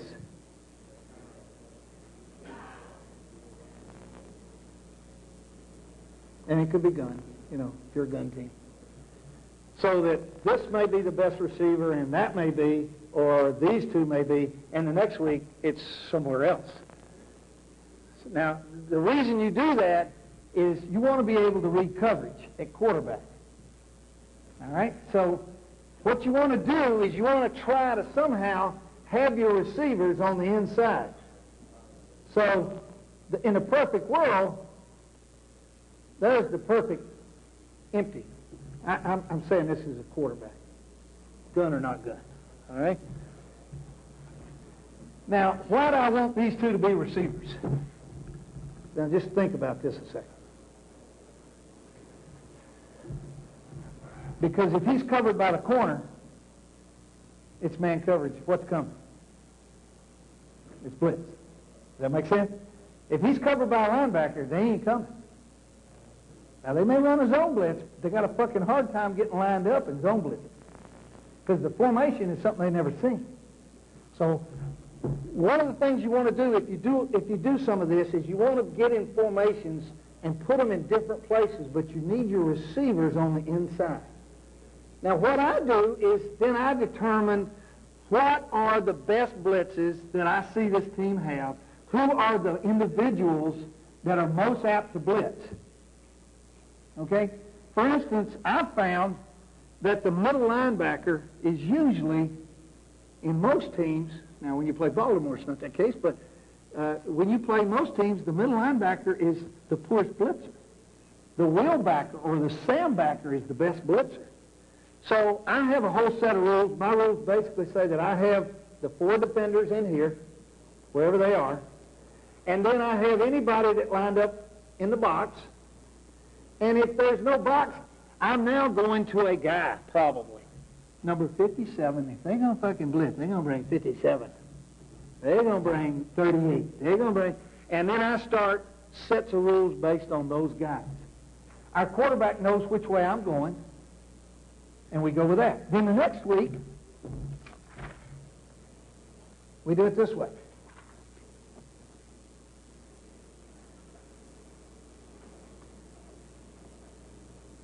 Formation we run, and we motion him out. Now, who is their base blitz number 1? That's the way I'm going to go. The next week,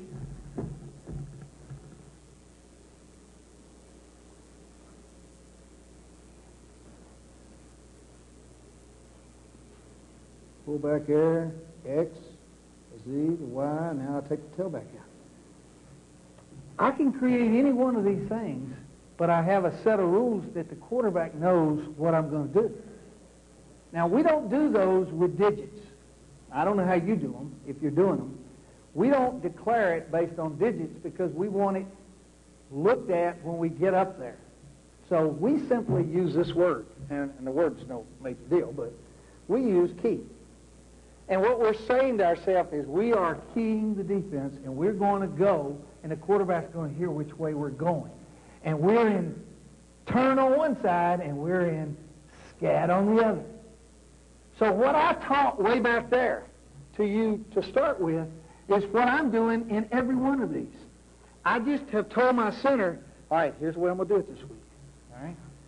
Now, they come out. There's nobody in the box. Find junior. Go to junior. Okay? I come out. There's somebody in the box. Declare the box. I come out, and they have removed that backer and that backer. Let's duel strong. Let's fan weak. Our quarterback knows what set of rules we're dealing with, and we go from there. Now, I think it's a lot harder in nickel, because who is on the field now? Best pass rushers. That make sense? Because you already had what personnel out there? You got your receiver corps. Now, your coordinator, he's going to love that fucking 4 wides, because he can diagram all kind of shit. You know, that's great. That's great. But meanwhile, you got them 4 bastards that can pass rush, too. I like that big fat nose guard that's playing, you know. I like him in there on those downs. I like the Mike backer who can't, they can't do things. I like the people on there that are playing heavy 3 techniques. I don't like any of those really gifted. So I'd rather do it in base, but we do it in both, and we mix them up, and we have some things we can't deal with and some that we do. But we teach turn and we teach scat. Now here's where our slot rule pays off for us. And I know when I said that, I saw some heads wiggle. But, see, we teach our turn protection to slot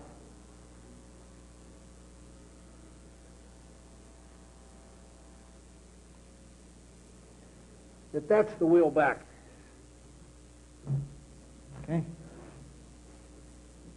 If he's in press, he's the wheel backer. That's the way we teach it. So when I go to empty, no backs. By motioning or shifting or whatever, I've already taught how to get out there because I've taught slot. Does that make sense? I teach slot from the get-go. Press coverage, turn protection, safety over the top, that's wheel. See, now my back has got this one and that one. And I'm going to slot. So when there's nobody back here, And they've removed all these people with a flex tight end or whatever you had, and a back, and maybe the Z out here, and the X outside of a fullback. I can get to that one, and I can get to that one, because I've already trained them that way. I train them that way in nickel, and I train them that way in base. So when empty comes, if I don't have somebody that's a threat, a box player, an edge player, a person who has a number that I've identified, then I just simply get them declared to where the slots are. Then the quarterback knows, fuck, I ain't got no problems over there. My problems are all over there. Does that make sense? It really does smooth up the edges that you've taught. And then once you get into it, you just change them up every week. You hadn't changed. The quarterback changed. You got a different formation. You got a different empty. 1 week emotion. 1 week, you might do it. You know, there are teams in the NFL that are doing it out of that heavy that I drew up a while ago with 2 tights, 2 backs. When I said I hate this formation, there are teams coming out with that grouping going empty. Guess why? Because what they do? Took one of the corners off the field, put a linebacker on the field, and now you disperse all that. And you got them wiggling a little bit right there now. But you don't have the best receivers on there. So your quarterback coach, he don't like that shit too good, because he wants to run deep scissors and razor routes and all that. And God damn, you're like, whoop, that looks pretty good, because you can make a play right there. And now they got to take their practice time the next week, and they got to say, okay, now if they have this personnel on the field, they can do this and they can do that. You see what I mean? You see what you just did their practice time? You made them do that. You may not do it for 3 weeks that way. You may not do it any the next week. But they've got to go dig up how you do empty. And the beautiful thing for us, I think, is that, guess what I taught? I taught turn and scat. I got a slot rule to the turn side. I don't give a shit where they line up. I got a rule. I'm going to follow those. Quarterback, they come over there, they get the ball thrown. We really have fewer sacks in those formations than I do when I keep the goddamn guys in. And I'm saying to myself, why are we doing this? Why are we keeping all these guys in? Because we want to throw a deep ball and make sure we're safe. We ain't safe. Fuck, they can always bring one we got. I just say, I'll get them. You take them off. Get out of here. Go run a route. Does that, am I giving you a theory there that may be a little different than the way you feel? But your quarterback coach and you have to be on the same page. I mean, he's got to know where the fucking problems are coming from, and you got to know what you can deal with and do. Okay? And again, another thing with that nickel, and I'm sure you're seeing it because I see those things on your pen. In nickel, you got to deal with 4-man fronts and 3-man fronts. Where in base is base. You know what's on the field, right?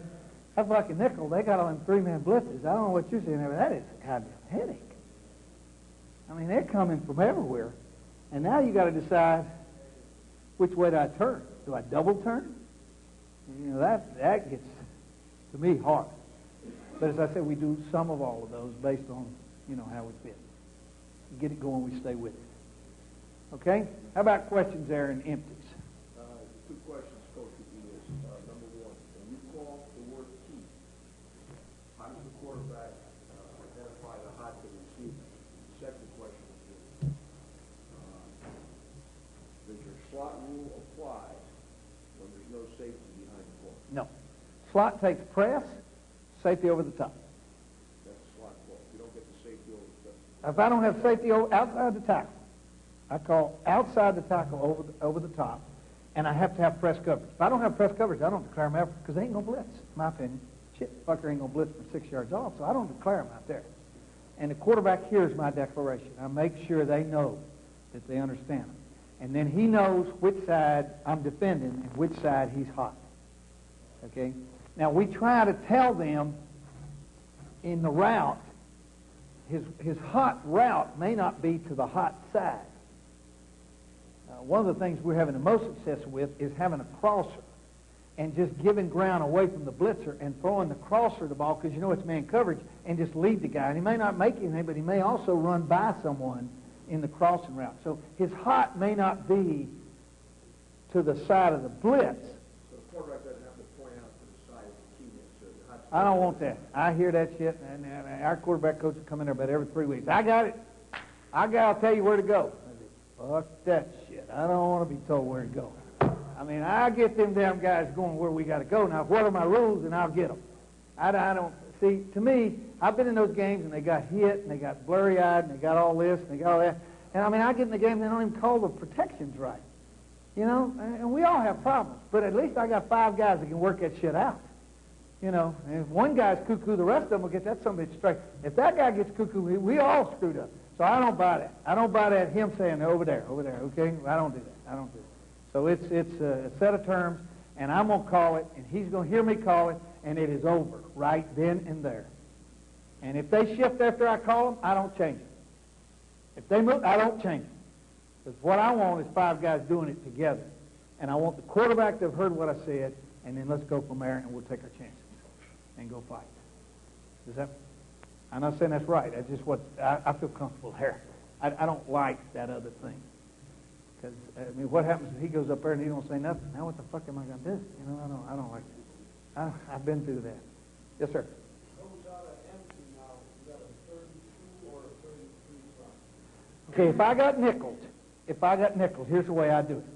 I basically start out where I only have the inside 5. This is what I've gone to. I'm not saying it's perfect, but it's the closest I've found.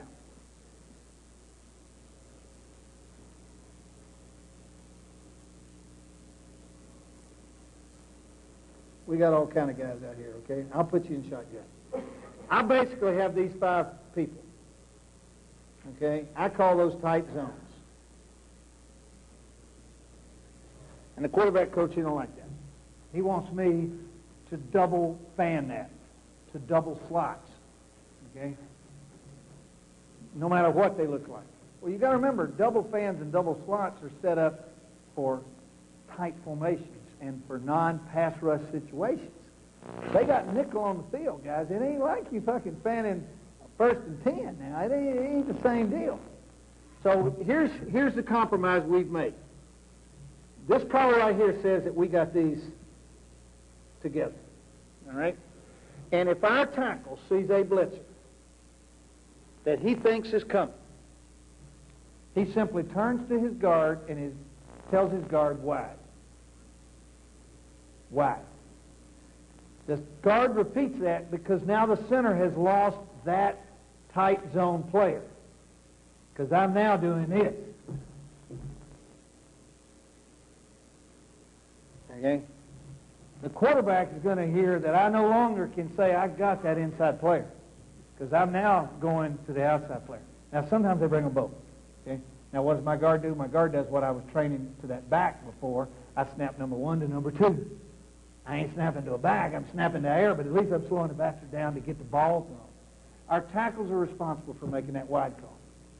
Okay? If they ever make a wide call and they don't come, that's a $100 fine right there.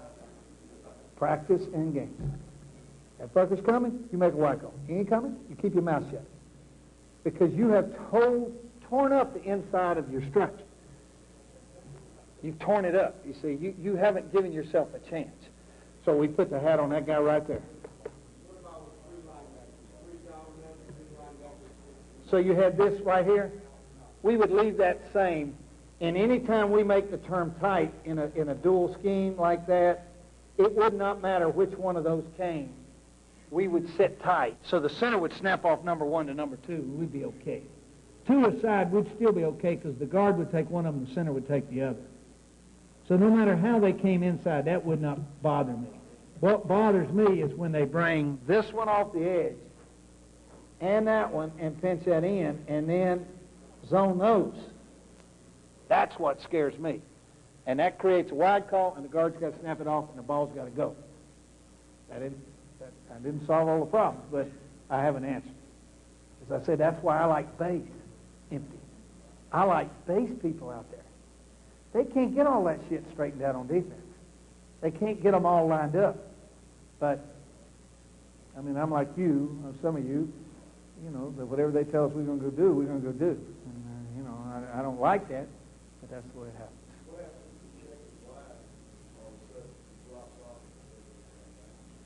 We're fucked. That's why it's a $100 fine. I mean, that's not fair. I mean, yep, it is. It is. But, you know, one thing I've learned about checking and calling, I used to do this. I'd say, I don't care what, on short yardage, we're going to do this blocking scheme. And then I got wise and I said, you know, that's stupid. Put the hat on them bastards. Put it on them. Hey, look, if they line up and they're running this double pinch stunt, you make this call. They ain't running it, don't make the call. Well, how do we know? You make the call or don't make the call. It works. Just act like, you know, be right. And they're a lot, see, they don't want that responsibility. So you just push it down their throat, and they'll react much better than if you try to guess right, because you can't guess right, not from where we sit. But out there, they know a lot more what's going on than you think they do. So I've just found that the more times I do that, the better off I am. Hey, you make the call. You see the sucker, you make the call. And it's amazing how much better that's been than when I tried to force it. Anytime inside the 15, use this blocking scheme. I can't. I did a lousy job that way. I did. I know it. Okay. Anybody else? Well, let me just wrap it up. I've enjoyed it. It's been a good session. You know, this is where all this happens.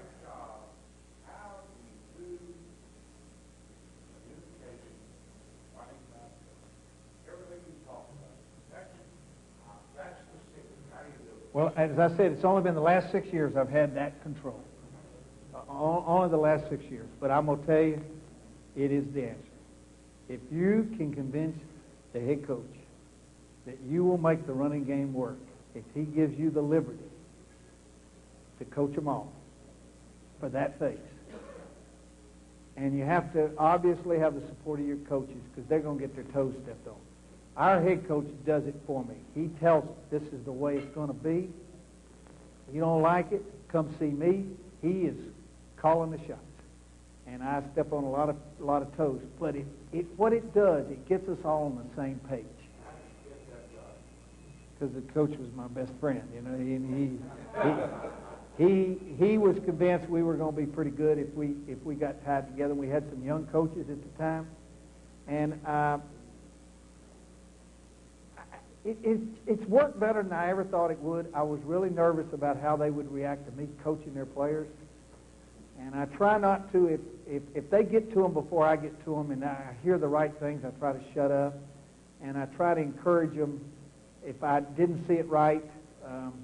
And I apologize when I don't see it right. And I don't allow anybody else to do that other than the position coach.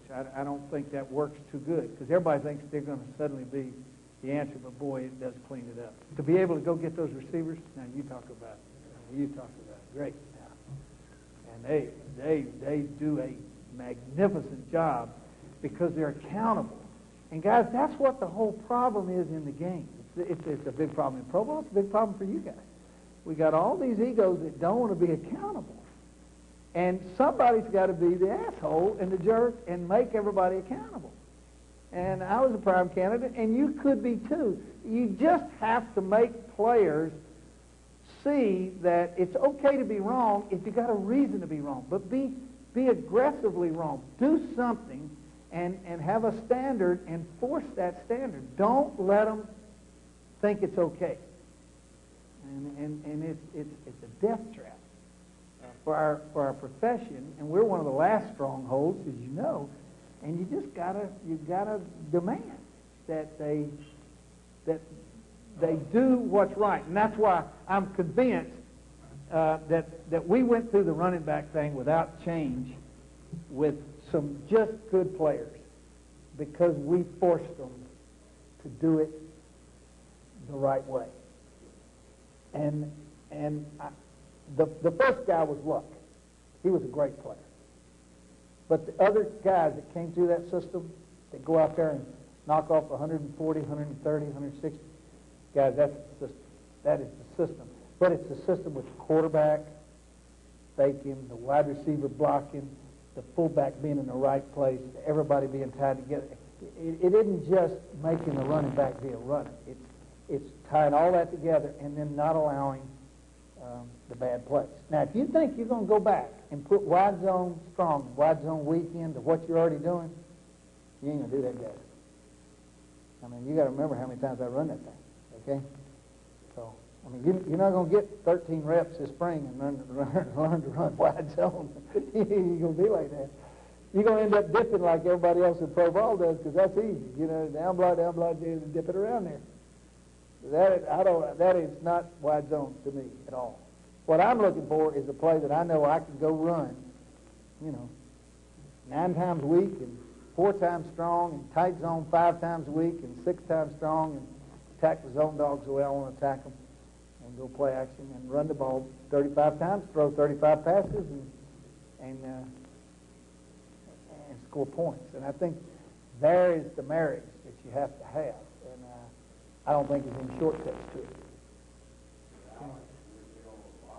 I understand. I was right there. I know exactly.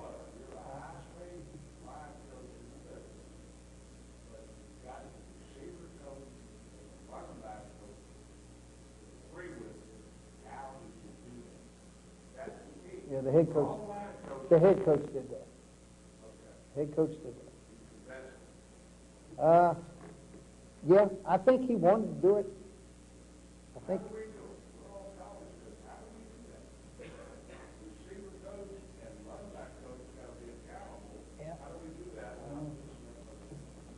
I think it would be your being able to communicate with the head coach enough that he had confidence that you could get that done. And I don't make this a run-pass deal, just so we all clear there. I don't believe in that. I really don't want to run it more than half the time. I don't, because we're going to lose if we do that. And if we run it too much, we're going to lose too. I don't buy that. And I don't pick any of my players because they run block better than they pass block. I don't believe in that shit either. That don't work. And whatever we start the game with, I could care less. I mean, I don't even look at sometimes those plays. That's important to me. But that being all on the same page and having a philosophy of what our scheme is, I think gives us a tremendous edge. And I think it would anybody. I don't think it does, because I don't think we coach that much better than anybody else does.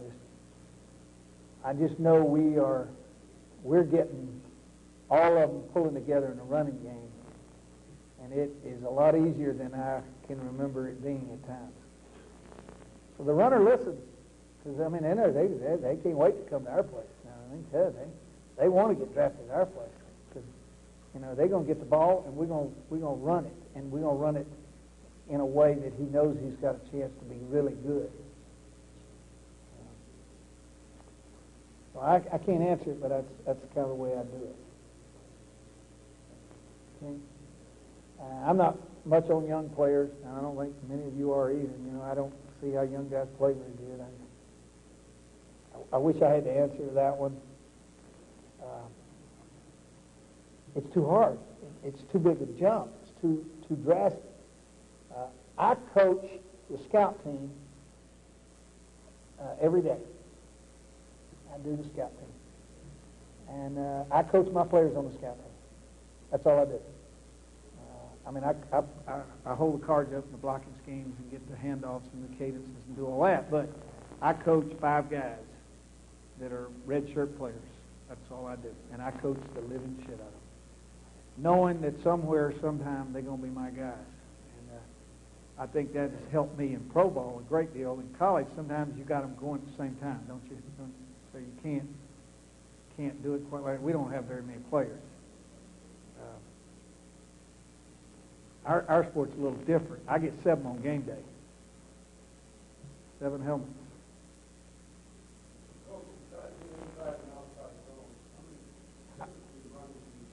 Okay, I can run all the wide zones weekend strong by tossing the ball as well.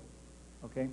I like to run a lead draw, strong and weak, mostly strong, because that's my favorite second long play, 2-back strong.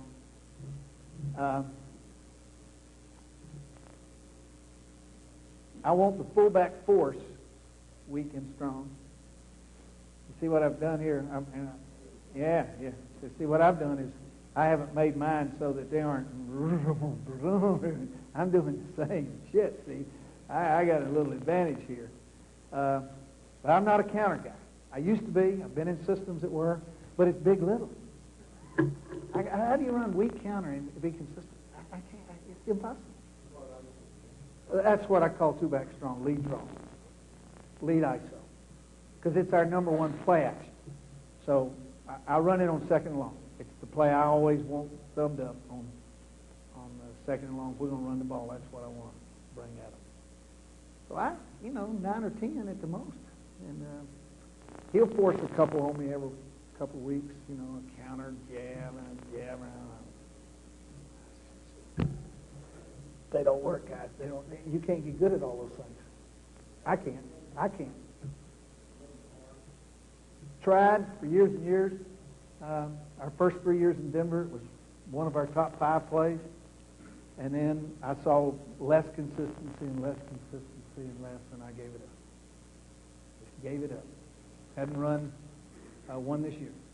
Did not run one. And I'm getting more rather than less. I'm getting more tightened down. But I will tell you this. Every one of those wide zone weeks will have 5 formations.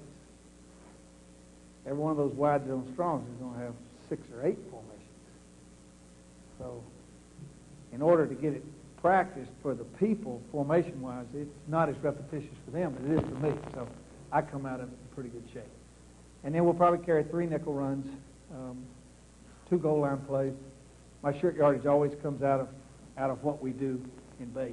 I don't believe in short yardage per se, because I like to throw the ball half the time and goal line and short yardage. And so we don't have a lot of those. What we have is a lot of formations and systems like that.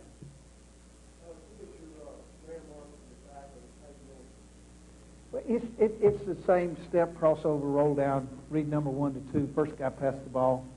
We teach it as a cutback. Our blocking schemes are all dictated that way. Any tight zone is a rollback play. So we teach the backside as the point of attack, the front side is a read. So everything technique-wise on the backside, there are no more cutting. It's all push by. It's all slide by. So the same belly play you learned 100 years ago is the same steps. Our tailback indoor fullback, we had a fullback run it. We don't, but if you did, it's the same. Read the first down lineman pass the ball to rollback. If they pinch, you jump. Other than that, backside. So we teach a backside to tight plays and a backside to wide plays. And that's where we spend the crux of our time teaching. How much of the aim is going to change on the front side for a tight or wide play for a cover man? We tell them that they never put the second step down if you're uncovered. So you get one step, and if it hadn't happened, you start climbing. So we don't have near as wide a landmark because we don't want to cross over a foot. We want to take a lead step, left guard or right tackle, left tackle if he was working with a tight end, or the center if he's working uncovered. We only take one step, and if he hadn't come to us, we go up. We start climbing. Because the ball is rolling back. We're trying to wall people the other way. Totally. Oh, it's a tighter landmark. And we tell him, even on an inside pinch, don't hurry off. Don't ever leave fast. Because too many good players can step in and come back out. And on tight zone, they'll make that play. So I don't let a tackle or a guard come off on tight zone on an inside slight move. I just stay double and make the linebacker make the play. Again, consistency. The only reason I really am convinced you have to have tight zone is when they give us width, like, let's just say that somebody to stop our wide zone lined up like this. I mean, like that, then I want to run and roll back there. I want to run and roll back to bubbles to have width. If this is here, I don't, I'd rather run wide zone. But if it gets out there, or even when you go to 2 tight ends and if they line up like that to 2 tight ends, I don't care where. I want to roll back into those holes. And that's really the crux of tight zone plays.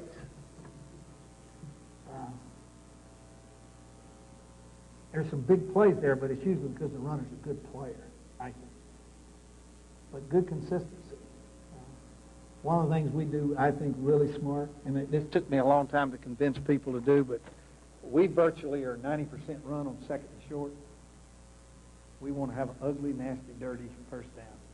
I mean, so we run a very conservative tight zone, weak or strong, on 90% of the second and shorts. And I know everybody, I hear everybody say, well, that's the down to go. Fuck that, go for it, shit. Let's get that bitch in first down, and then you go for it. So let's take, and I like those things where there's piles of bodies at the end of those plays. You know, those, gristles and people screaming down in there and all that shit, and you made 3 on second and 1. Now that is really good football. Now go throw the ball, coach. We're ready now, baby. Let's go. It's a lot easier to stick that thing right down in there and gristle them out. I really believe in that kind of concept, and I think it loosens up the whole process. But we get smart and try to do some stupid things there too, and then don't make a first down. I want to die. Like, damn. All right, guys, I got to get to bed here.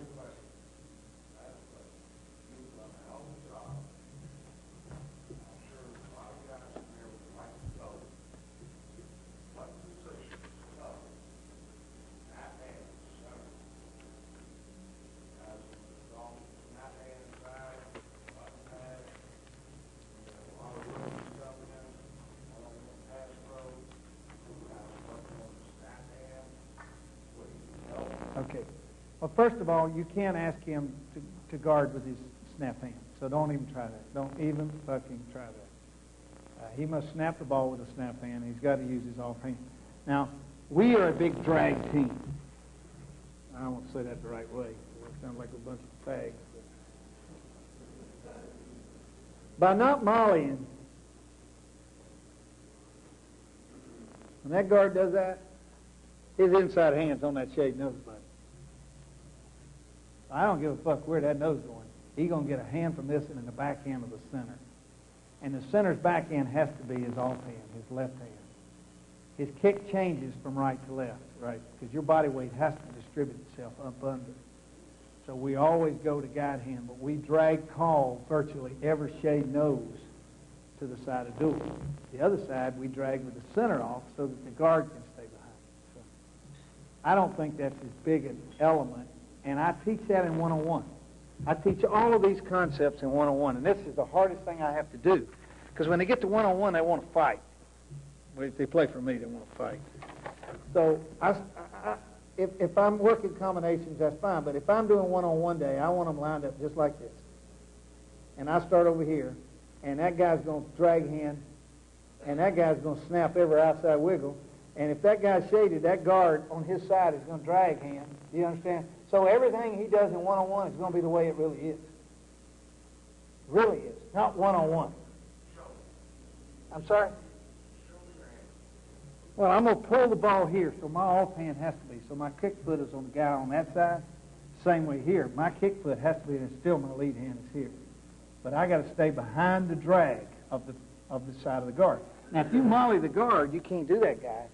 If you tell this guard he's got to pop out here and read that one or that one, fuck, you can't drag off that. Now, you go back and bang. But shit, he's up the field 2 yards now. So we drag that thing off all the time. Always left hand.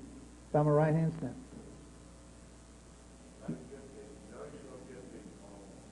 No, he isn't, because I'm going to drag. Well, when they get to 101, that guy's going to line up there or there.